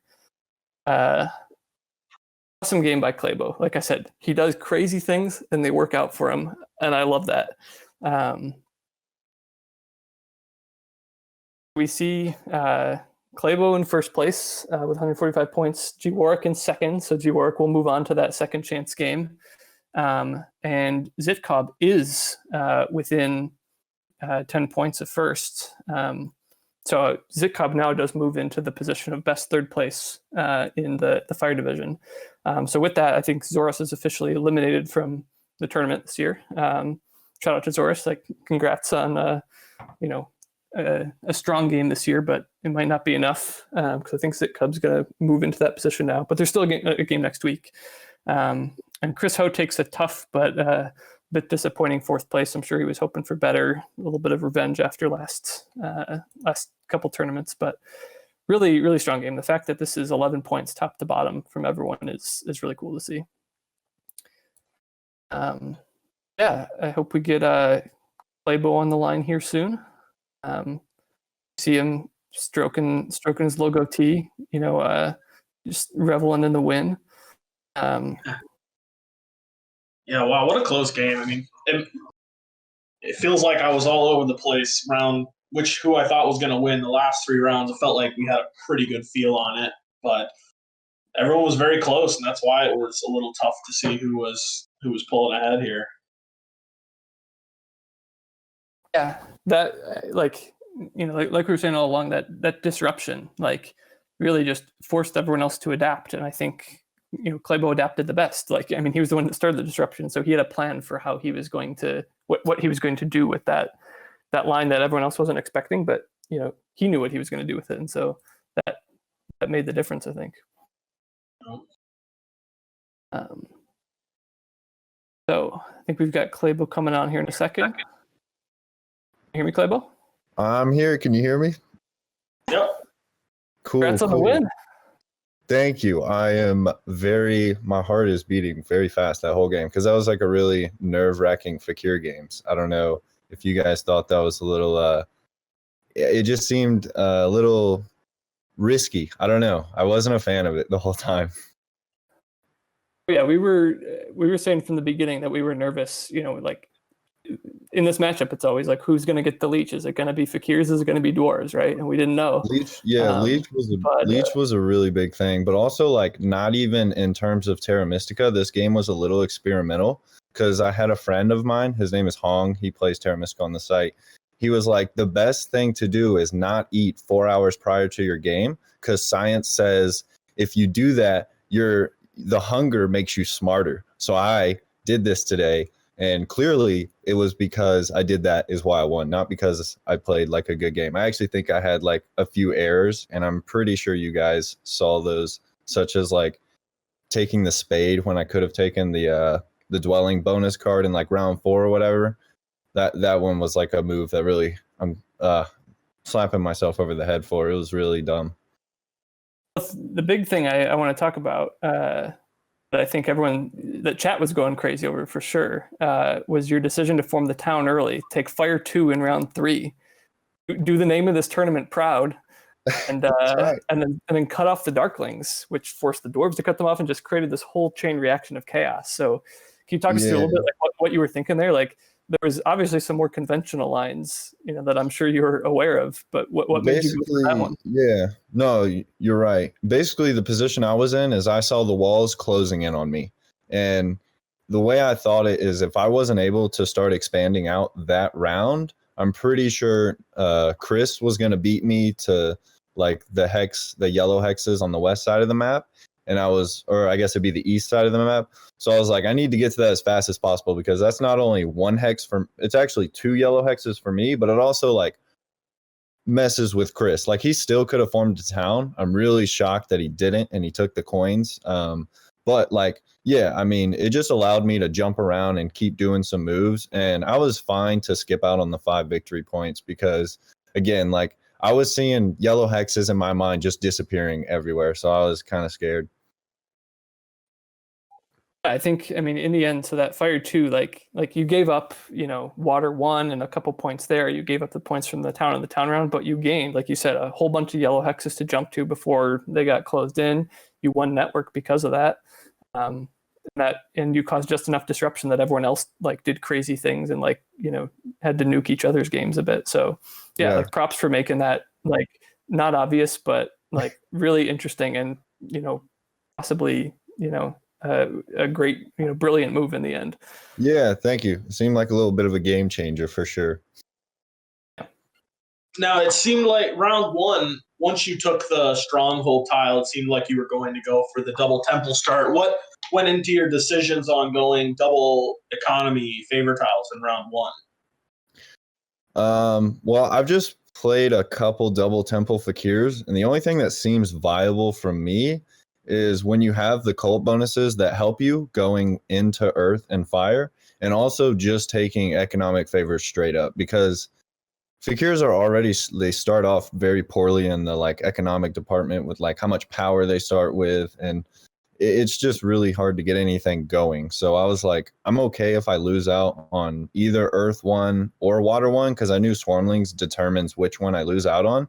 And then it so happened to be that I just decided to just kind of go all economy like later on in the game by taking Fire 2. But yeah, that was sort of my decision in that round 1 is it's the only way I can like make a game out of Fakirs, because even though I'm missing out on like earth 1, which gets you points, like Fakirs have that jumping point thing where every time you jump you get points. So if I can fuel that, I think I'll be fine. And I think it was the right decision. I'm pretty sure.